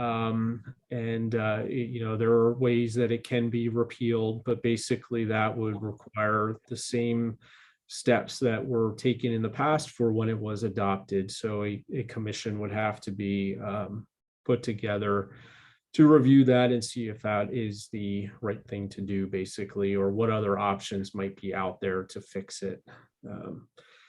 So that's kind of just a summary of the 2. I don't know if you were looking for any more specific detail with this category, or just kind of an overview for the new members as far as how the 2 interplay and how they govern the city. I think that's good, Mike. Just to give everybody a general idea, the charter's somewhat the Constitution, the administrative code is a way of filling in the blanks. Pretty powerful tool. So, it's where council does have a lot of say in the administrative code. So it's just good to give everybody a general overview. Does anybody have any questions or comments for Mike on those two? Go ahead, Johanny. It's not, well, maybe it's a question or a comment. I'm just wondering if everyone on council has a copy of the charter and of a copy of the administrative code. And whatever The best else place- document we should be having on us. The best place to go for that is online. The administrative code is updated as laws are passed. And well, actually, the charter can only be, amended by referendum. But when that happens, we upload that as quickly as possible too.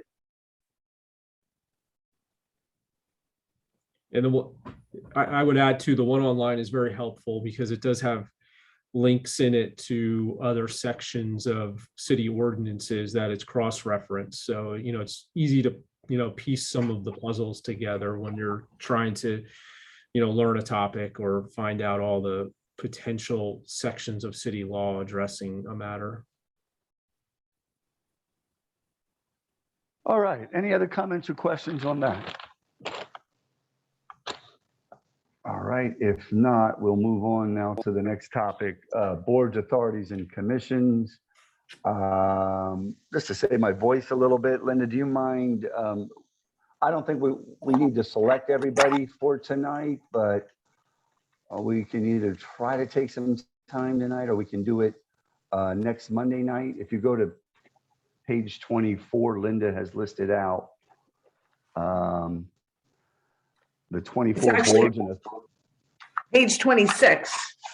oh, And there are 3 boards where council is either appointed as a liaison or a voting member. So we have the list of the 23, and that shows you where you're non-voting and where you're a voting member. And then below that, it is a description of the activities of all 23. So I don't think we can get through this tonight, but what I would hope for is that you'd review the function of each in advance and then select areas that interest you. yeah. And the other question I have, I know some members have been on these boards maybe only 2 years. Do we want to just look at the voids that were created with Lucene and Strat leaving, or do we want to do a complete shift around? To me, that's a lot of added new work. But let's, like Linda said, let's everybody take a look at it, and not tomorrow, but next Monday, let's walk through these appointments. Any thoughts on everybody with their current boards and authorities? We'll go to Donna and then Johanny. Jeff, with all due respect, I'd like to retain the ones that I've been on for consistency. I've been on Reading Area Transportation Study for many years, and I think it adds a degree of consistency, being aware of what's going on and working with PennDOT and others. I will try to be a little bit more interactive with everyone. Things regarding city issues, of course, everyone knows that involves the whole county, but it is important to have someone who understands the transportation, has some degree of Go ahead, Johanny. a sort of institutional knowledge over the years. I'd also like to stay in the BCTV, which is a liaison, that it's not as ex officio, that's not a voting membership, but we've had a good working relationship with BCTV, and we've had some issues where we've had to develop policy, and it's been helpful to be able to work with Linda and with members of the administration and with BCTV board to make sure that those of us in city government who appear in BCTV have guidelines, have written guidelines that we follow to keep us apolitical and to keep us issue oriented on productions on anything we produce there in our programs. So from that standpoint, I would respectfully ask the body if I could retain my involvement on those two boards going forward. Okay, I have to get on a phone call for about 3 minutes. Johanny, you're next. If you guys could just kind of speak it through. Before I turn it over to Johanny, I think what we should do, Linda, is identify by next week the gaps that were created by Lucene and Strat leaving and use that as a starting point. But I have to get on a call for a couple minutes. If you guys can continue on, I'll be right back. Johanny? Yeah, so when I'm looking at this list, they don't seem very accurate. I don't remember there being, or maybe I'm wrong, but audit committee, capital planning committee, revenue committee, school Mhm. district work group. Right.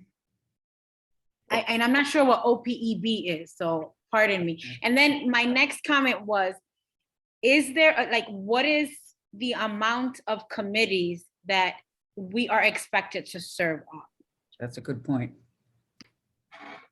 There is no amount. There is no required number of committees you're expected to work on. The audit committee, the capital planning and the revenue committee puts the finance chair on, and that would be Marcia. And the school district work group, that's not gotten together. Right. So that's been since- dormant. Yeah. At some point when, I guess like midway through the Wally administration, that stopped working. And just this thing that's very important for us, beyond what our interests are, is to know when the standing meetings are, which I do believe you have in the narrative, but that just, you need to look at that first as you're going to be making commitments. As Donna had stated her committees, I would like to continue with the Mount Penn Preserve. I've been on the Rec Commission since the formation. I want to be able to see where people's interest is. I would like to stay on that, but I think there also might be other, well, Melissa's on that, so, you know, if she stays on that, there may be some other interests. And I've always been the person that's sort of been, even though we don't have a finance committee per se, I've always been saying, well, I'm chairing the finance. I'm still interested in that, but I also want to mentor other individuals to help along with that. So as these committees are formed, even if there's only one delegated member, I think other people need to be welcome to attend them, just to be able to see, they might not be a voting member, but to see the process. And I think that's especially important with the audit committee and the capital improvements. Yeah, and I'd like Michael. to stay. Go ahead, Melissa. Yeah, I was just gonna say I'd like to stay on the Rec Commission, being that this would be my second year on it, and Right. with COVID like beginning last year, we recently started meeting in person. So I'd like to remain on that. All right, so before Johanny, go ahead, Johanny, and then Donna, and then I have a comment. No, that I also noticed that there's, in the description, there's two committees that aren't on the list, which is the downtown, the P3, and the youth commission. They're not Right. listed on here, so. Yep, Youth Commission is missing. The P3 is there. All right, go ahead, Yeah. Donna. Fair. I see Well, it, sorry. I think just dovetailing on what Marcia was saying, for everyone to look at when these groups meet and what your availability is. And, you know, quite frankly, there may be committees that we're not able to staff from ourselves as counselors with everyone's commitments, even those like me who are semi-retired. I mean, the weeks go by fast when you have different commitments. So, you know. All right, good. All right, so just to get through this from a process standpoint, Linda, I want you to email out to all of us the openings created by Strat and Lucine. I want both Bree and Wes to see if they have interest in any of those openings. At the same time, if they have any interest in any of the other committees, and then next week when we regroup, we'll see where we're at. If we're able to fill the voids that have been created, if there's a specific committee that Wes or Bree has a strong interest in, if there's any moving around we have the capacity to do, we'll figure it out. So I think what I'm hearing is that most people like the consistency. I agree with that, but we also want the new members to have an option if they don't like all the empty slots of maybe considering another slot as well. So let's start with that and we'll go from there. Is that fair? Okay, I don't hear it. Okay, good. All right, we'll do that. That'll get us through that. Let's move on here then to the next issue. I know we still got a bit to go here. Don, you want to give us an update on BCTV regarding the agreement and the In Your District show? Well, the agreement, we have the franchise agreement. Frank can really get into more details with that at committee of the whole meeting. That's the monetary agreement with them. Policy-wise, in terms of our programs are in your districts and other things that, and I touched on this earlier, other things that we appear on.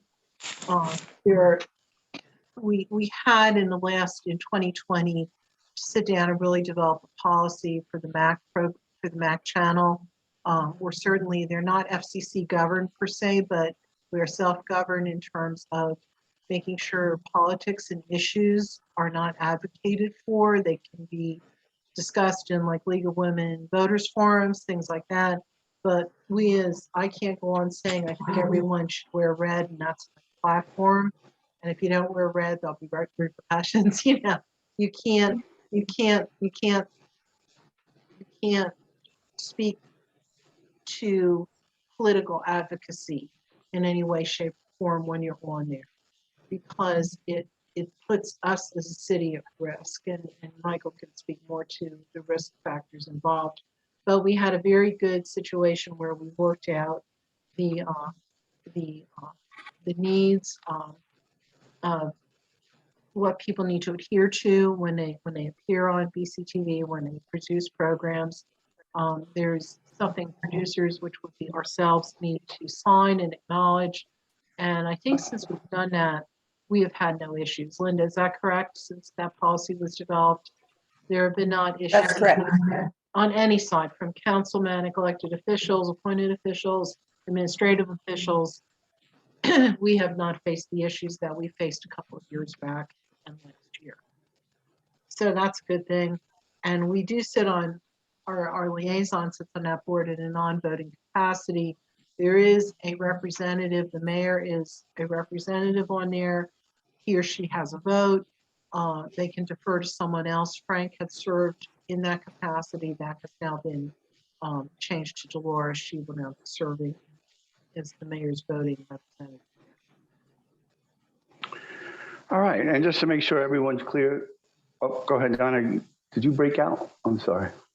No, I think that's pretty much it, unless anyone has any questions. I just want to make sure, so the new members are clear that in your district is a show, we rotate, that we go on BCTV. Every 7 weeks you have a show, Every right? 2 weeks, you can bring in somebody from the administration or somebody from your district or another council member, whoever you want to bring in. You can go on by yourself and just cover topics you'd like to cover. There are some guidelines. You don't really want to do that, Jeff. I remember you interviewing yourself. It's better to have somebody. Not a lot of fun, yeah. If there's anybody more annoyed. That was a different show. If anyone can Yeah, ever anyway. find it in archives, find it.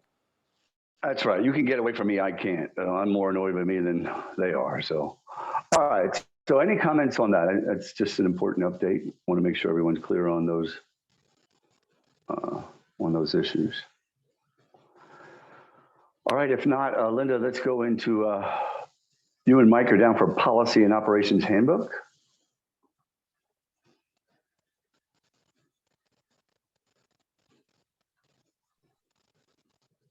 Correct. We started using the policy and operations handbook probably about 16 years ago. So what we did this year, Shelley and I worked together to refine it. Before it was 90 some pages. We've reduced it to about 55. So we've compressed it, revamped it, and we put all like the council related procedures and policies up front with other stuff behind it. So we hope we've created a document that you'll use harder. What we intend to do to this is only give it to you electronically and have it posted on that new web area. And instead of having it, the table of contents page numbered, we're going to have it hot linked. So you just be able to click on the rules of debate and pop right into there. Comments or questions, anyone?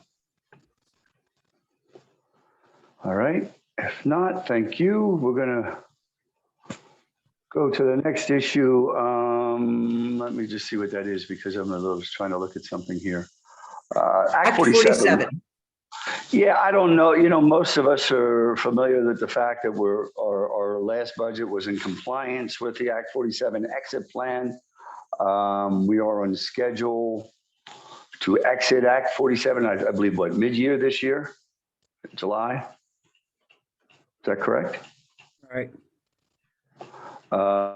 We lose some things when we come out of Act 47. We lose the protection against Act 111. We lose our commuter tax. Which doesn't make sense, but it is what it is. And other than that, I mean, we've been in Act 47, what, 10 years, Linda? 8 years? Since 2009. Okay, a little longer.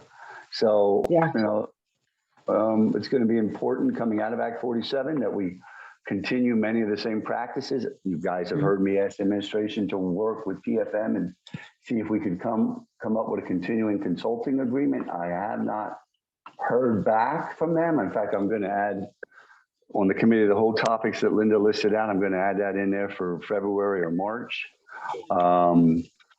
But does anybody have any questions regarding Act 47? Go ahead, Johnny. So if we could pinpoint what led us to Act 47 and what do we have in place to prevent us from ever going Exactly. back to Act 47? Mhm. Do we have that summary anywhere? Just so that as we are proceeding year after year with budgets, checks and balances, we're making sure that we're doing everything within our means to prevent us from going back. Well, I can tell you the answer. I mean, we didn't have accurate numbers, first of all. And Right. second of all, we didn't do the 5-year planning that we do now with our budget. Now every year we look at a budget, but we also look at the 5-year projections based on that budget. So we're trying to make decisions not in a 1-year window, but more in a 3 to 5-year window. I think as long as we can continue two things, having good, accurate numbers and planning over the longer term, including having some of the other provisions like a fund balance and other things like that. But that would be the main one. Those would be the top 3 things we need to have: accurate numbers, longer term budgetary planning, and a fund balance requirement. There was a time where we had no fund balance. In fact, at the end of the year, we would borrow money until we got tax revenue in, and we pay interest, for the 4 or 5 or 6 months that we had to borrow money. It was really a dangerous time. And there were some other things that drove us into Act 47, but I would say, those are the 3 biggest issues. And that's why I think it's important to have PFM as a consultant, because they know our numbers.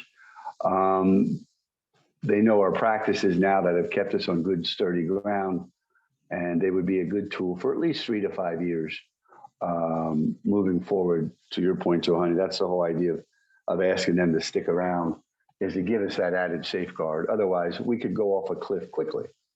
It takes 1 or 2 bad budget years without any longer term planning, and your numbers are a wreck at that point, So it's important. I know Donna talked about earlier about putting time in. There was a time where I'd spend my whole weekend coming up with a city budget because we didn't have one. Right. So yeah, it's important. I think I'm a little worried coming out of Act 47. I'm extremely worried coming out of Act 47 if we don't have a PFM, Right. at least in a part-time capacity, signed on. So I'm going to add that on to the committee, the whole topics for one of these upcoming months to make Yes. sure that can get moved forward. Yep, go ahead. Okay, and I don't think this is the time because I think we need to spend more time on this. But Johanny's question was right on target.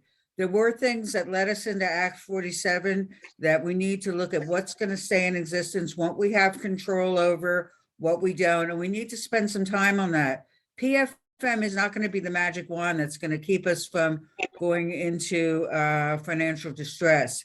There are some things, and you said it, they're state policies that we don't have any control over that can create us to have undue financial burden. And so we need to talk about that. And I don't want to go into too much detail. This isn't the time to do it, but I at least think PFM needs to do a briefing on, as we move out, what are the pieces that got us in there?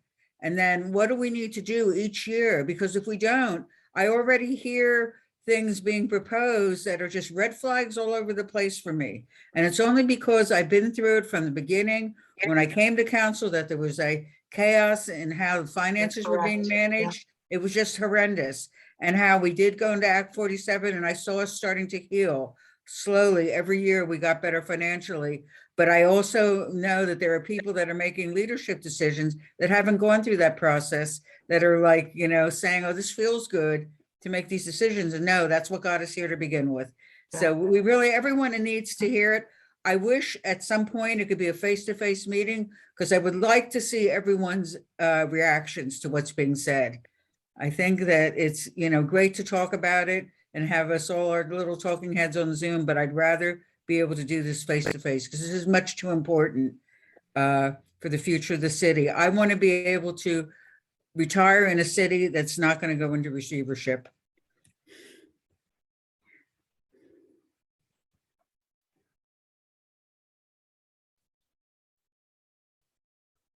All right, any other comments regarding Act 47? All right, if not, let's talk about agenda topics. If you go to page 40, I think Linda has listed out most of the important topics that we're going to be scheduling out over the coming weeks, the important ones. And we already talked about doing the ARPA funds as a separate discussion. We are going to get into the performance evaluation, kind of overall HR status with the administration. We're going to start working on the city council oversight. I did have a discussion with Mike this week. I'm going to be sending out an email with that referendum question. And of course, I have asked the administration to get us an update on the Downtown Plus plan. They are working on that. They're a little behind. So those are some of the bigger issues. But the rest of the issues listed through February and March, I don't want to get into all of them this evening, but what I want everyone to do is look through them. If they have questions on what they are, I can certainly answer them, or another council member, but also see if there's something you feel is missing, so that in the coming months we can get it on the agenda and have it part of the weekly committee, the whole agenda. All these are the most critical ones. We have the Government Study Commission, which we talked about here tonight. We have the charter and ethics training coming up. Linda, you said that's February 7th. Correct. Right. We do need to take time talking about the charter board and the cost of that board.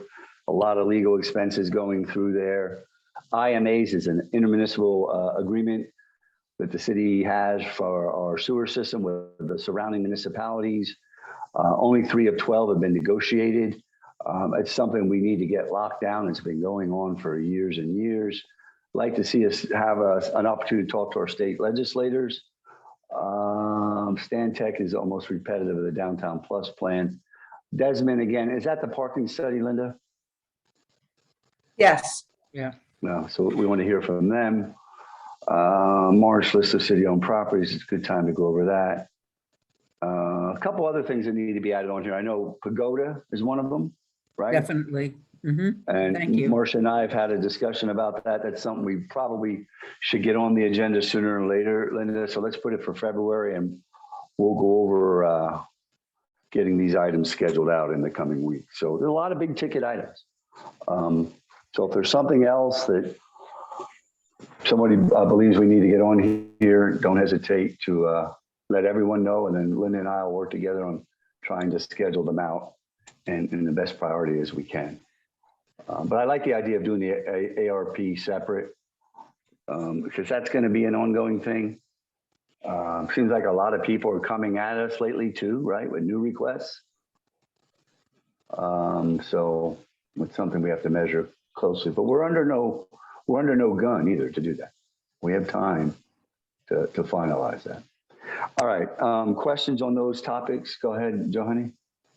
We should definitely add the redevelopment authority. I don't think we've had a presentation from them in a while, and status, where we're going, what's happening. Also, reports or updates on existing development. I mean, especially I'm thinking more of my district, obviously, but there's stuff either still on pause or moving slowly. I know we were supposed to get some updates at some point, but we didn't. And also the status of the RFP for our downtown properties. Yep, that's listed. Yep, that's already listed. Yep. Okay. Oh, sorry. But I think the redevelopment authority and the development status on, other projects is a good topics as well. So let's add them to the list, Linda, more so in March. And it's probably going to take us a lot longer to get through all these, but we'll try to get them scheduled out. And I don't know if this is worth mentioning, but when I think about the human, oh my gosh, human resources director, that department, like I think we need to be incorporating in some of our meetings, like just announcements of vacancies, announcements of new hires, retirement, acknowledgement of employees that have been serving for X amount of years. That might not be a council related item, but it'd be nice to help boost morale and kind of like celebrate tenured employees and so on. Yep, I don't disagree. That's something the administration could do now, in their administrative reports if they wanted to. If you talk to Abe or the mayor, I think that's a good suggestion. Anybody else? I'm so sorry. I don't mean to be jumping in here, but also grants. I mean, we get grants, we return grants. Like if we're getting money, let's make things happen because we shouldn't be returning money.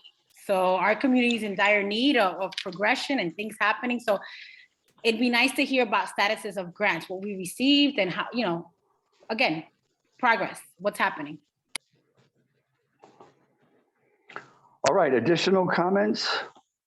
We'll add that on there, Johanny. Linda, add grants, that's a good one. Additional comments?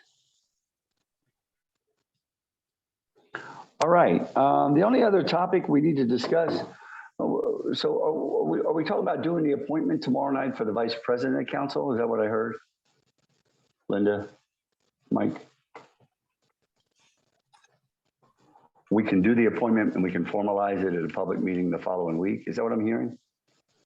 I mean, I would suggest that it absolutely be discussed and if possible, a consensus reached, because of the issue with the charter requiring it to be filled as of last Monday. If you're ready to do a vote, I do think you can do that and then ratify it at next Monday's meeting. But I wouldn't say it's an absolute mandate to do that. Okay, we could just do a kind of a straw vote. Yeah, I mean, as long as, we've talked about it before, as long as you're working towards reaching that conclusion in good faith, I don't think there's charter issues, but you don't want to tempt fate either. All right, so I guess it's our intent to do that tomorrow and then, just ratify it the following week. So any comments or questions on that specific issue?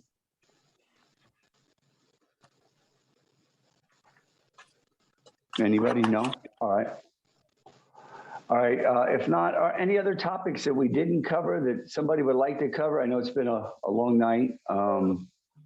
Good I have a time question. Yeah, go ahead, Melissa. All right.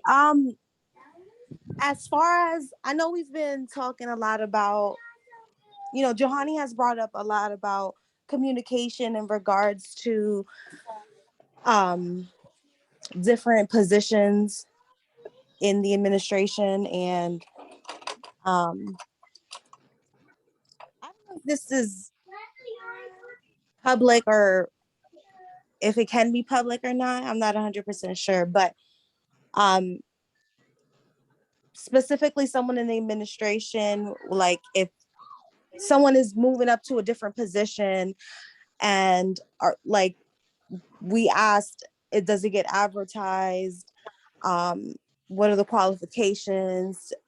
I asked, there was an email that I forwarded to Abe and the mayor in regards to that. And this was over a week ago and we didn't get a response. So I guess, I don't know what my question is. I guess if better communication on the positions that certain people are moving up to or keep changing into.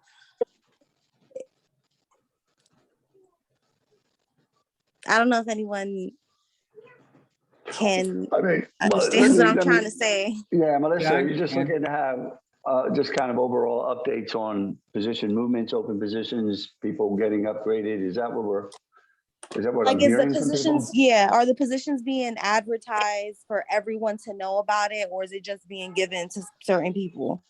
Mhm. Yeah, I think it's a fair request to ask Abe and the mayor, if we could get it, even if it's a monthly, overview of HR activities, how many positions are open, how many people left, how many people were promoted.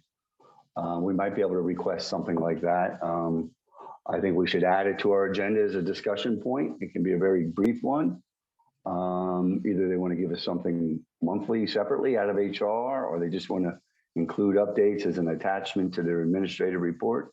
I think it's a fair request. We don't want them, having to do flips to produce something, but there's got to be something there that gives us a general HR overview as far as positions and employment activity in the city, right? And the goal would be to understand it, right, and share it with others in case there's positions available and there's people out there that may not know about it. Is that the thought? Yeah, because Yes. honestly, I feel like a lot of the times there are positions like, oh hi, we just introduced this person, like you guys, well, not you specifically, of course, but yes, and sure, you will. Well, I get an email saying so and so has been put into this position, da da da da da, and I'm a little confused because I'm like, oh well, that's great. What are their qualifications? Or like, or even if not the qualifications, because I'm sure we have a department for that. But was this? It feels like we're doing a lot of. I don't know the technical term for it, but I just don't see those positions. What last time I had a conversation with Mayor Eddie, his question was, and this is not only for him but also for the the NAACP as well. And their question is, how do we get the youth to stay in the community? And there are, everybody here knows somebody that's qualified, or if you don't, we know that we should be providing those options, and I don't think that they're there on the website. I know there has been an issue in the past with updating the information and getting that information updated. So maybe if Abe is the person that's supposed to be in charge or whatever, that's something that we can look into. Is like, is there a site? Because if people ask me like, oh, I can't get a job, I can't get a job, like where am I supposed to be directing them to? So yeah, that's just my little 2 cents on it. Yeah, I think we can make that request. I'm going to ask Linda to give us a draft to send it out to all of us. And if somebody wants to add to it, we'll just ask them for a good overview on a consistent basis of HR activities. Right. Understanding it's just informative, that we're not, questioning who they hire, and you know what I mean? That's not our. It's not a question as to like, who is being hired or not. The question is if the question is, are these positions being made known to the public? Right. Yep. No, I think it's and I'm not saying we're suggesting that, Bree. No, you're right. Just it's good for us to know what's out there. I think that's helpful, and to know whether or not they're being properly advertised. I think in most cases they are, but it's a good oversight. I think it's a fair request. So let's instead of putting it, just making kind of a off the cuff request, let's put some structure to it, and then send it to them and see what the response is as to the capacity to do that. Okay. Maybe he got lost in his spam. I don't know. Abe. Who's Abe again? Who's Abe? Abe, yeah, Managing Abe. director. Yeah, what we'll do, we'll have Linda send out a draft to everybody, with a suggested request. And then if you think something's missing, add to it. And then I'll formally send it via Linda to Abe. Okay, and then it's coming from the body.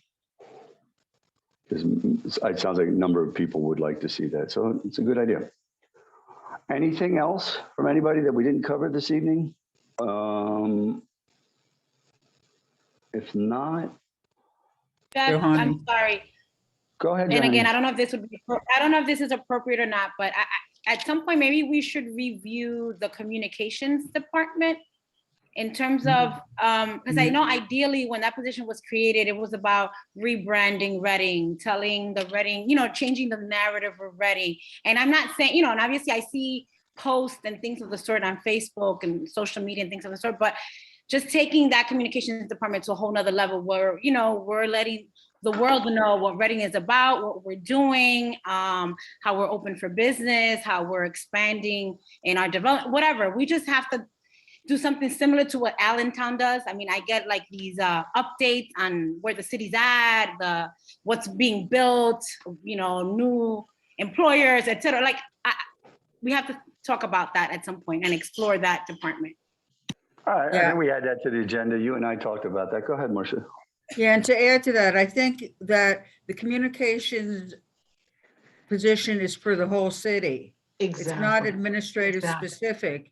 And so sometimes I feel like I do the best I can to work with them. There was a really critical thing. I'm not going to talk about it now, but it really hurt the perception of the city because information that had been requested to be communicated was not. And there's been a lot of feedback from the community.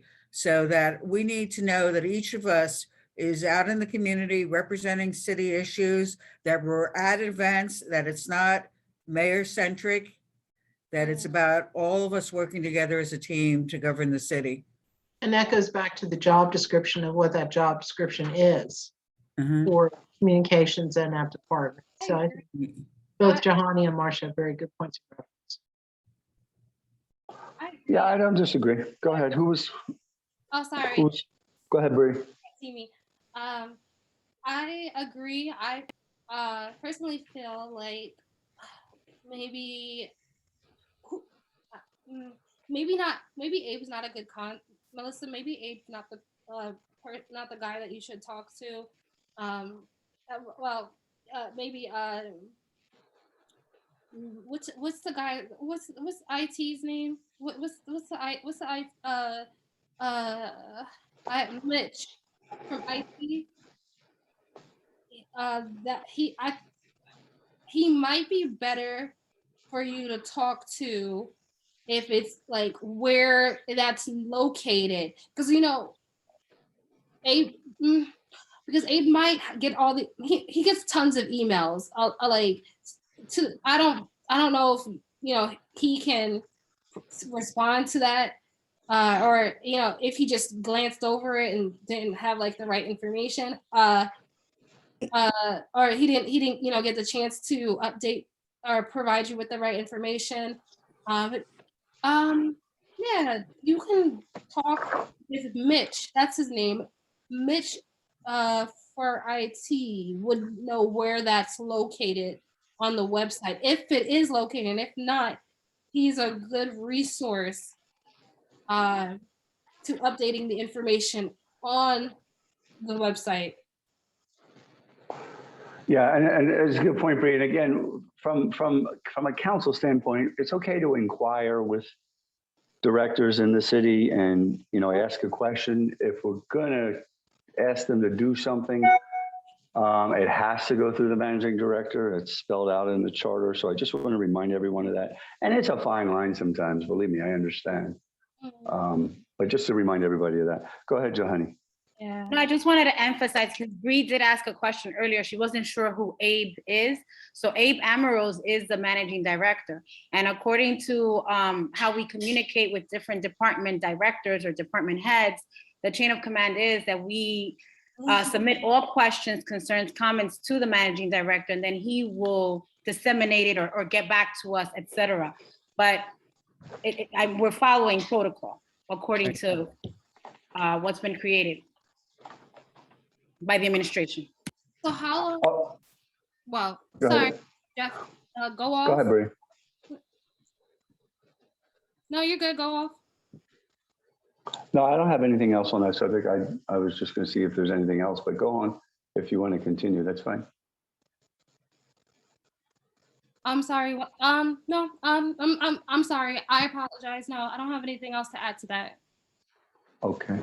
All right. Does anybody else have anything else to add here this evening? I think this is a good exercise to get through a lot of important information. For the newer people, you know, you don't have to remember it all. It'll come up in different times and we'll put the best practices to use as we can. But we got through some good stuff and a bunch of follow-up items. Again, the nominations and appointment committees, anybody interested in that committee, please let let the body know and everybody decide if you like your existing committees. Linda's going to send out an email on the vacated committee so we know what's open based on Lucine and Strat's departure. We'll see what Wes and Bree can fill in as far as those go, or what other ones they have interest in, because they shouldn't be locked out of the current ones either. So we'll try to figure that out. Otherwise, we're scheduled to meet tomorrow at 5 o'clock. Thank you very much, Jeff. Thank you, guys. Everybody have a great day, great evening. Okay. Yeah, I hope you feel better. Like bundle up, because Yeah, I know. COVID is something serious. Yeah. Until we can start meeting in person, I'm gonna need you guys to start taking better care of yourself than everybody. If you guys are sick, if something happens to you, what am I gonna do? We'll be there for you, Bree. Yeah, thanks, Bree. If I could keep my mouth shut, I think I'd feel better, but that's a whole other. Not keep your mouth shut, Jeff. No, not keep your mouth shut. I'm That's just never going to kidding. happen. Mouth That shut. won't happen. Not That's keep- why we have the 3-minute No, rule. you're the head of everything. So we just need you. No. We're all the heads here. We're all good. Okay, guys. Thank you, everyone. Yeah. I have to Good go night. take the pup out. Bye-bye. Have a good night. Good night. See you, Wes.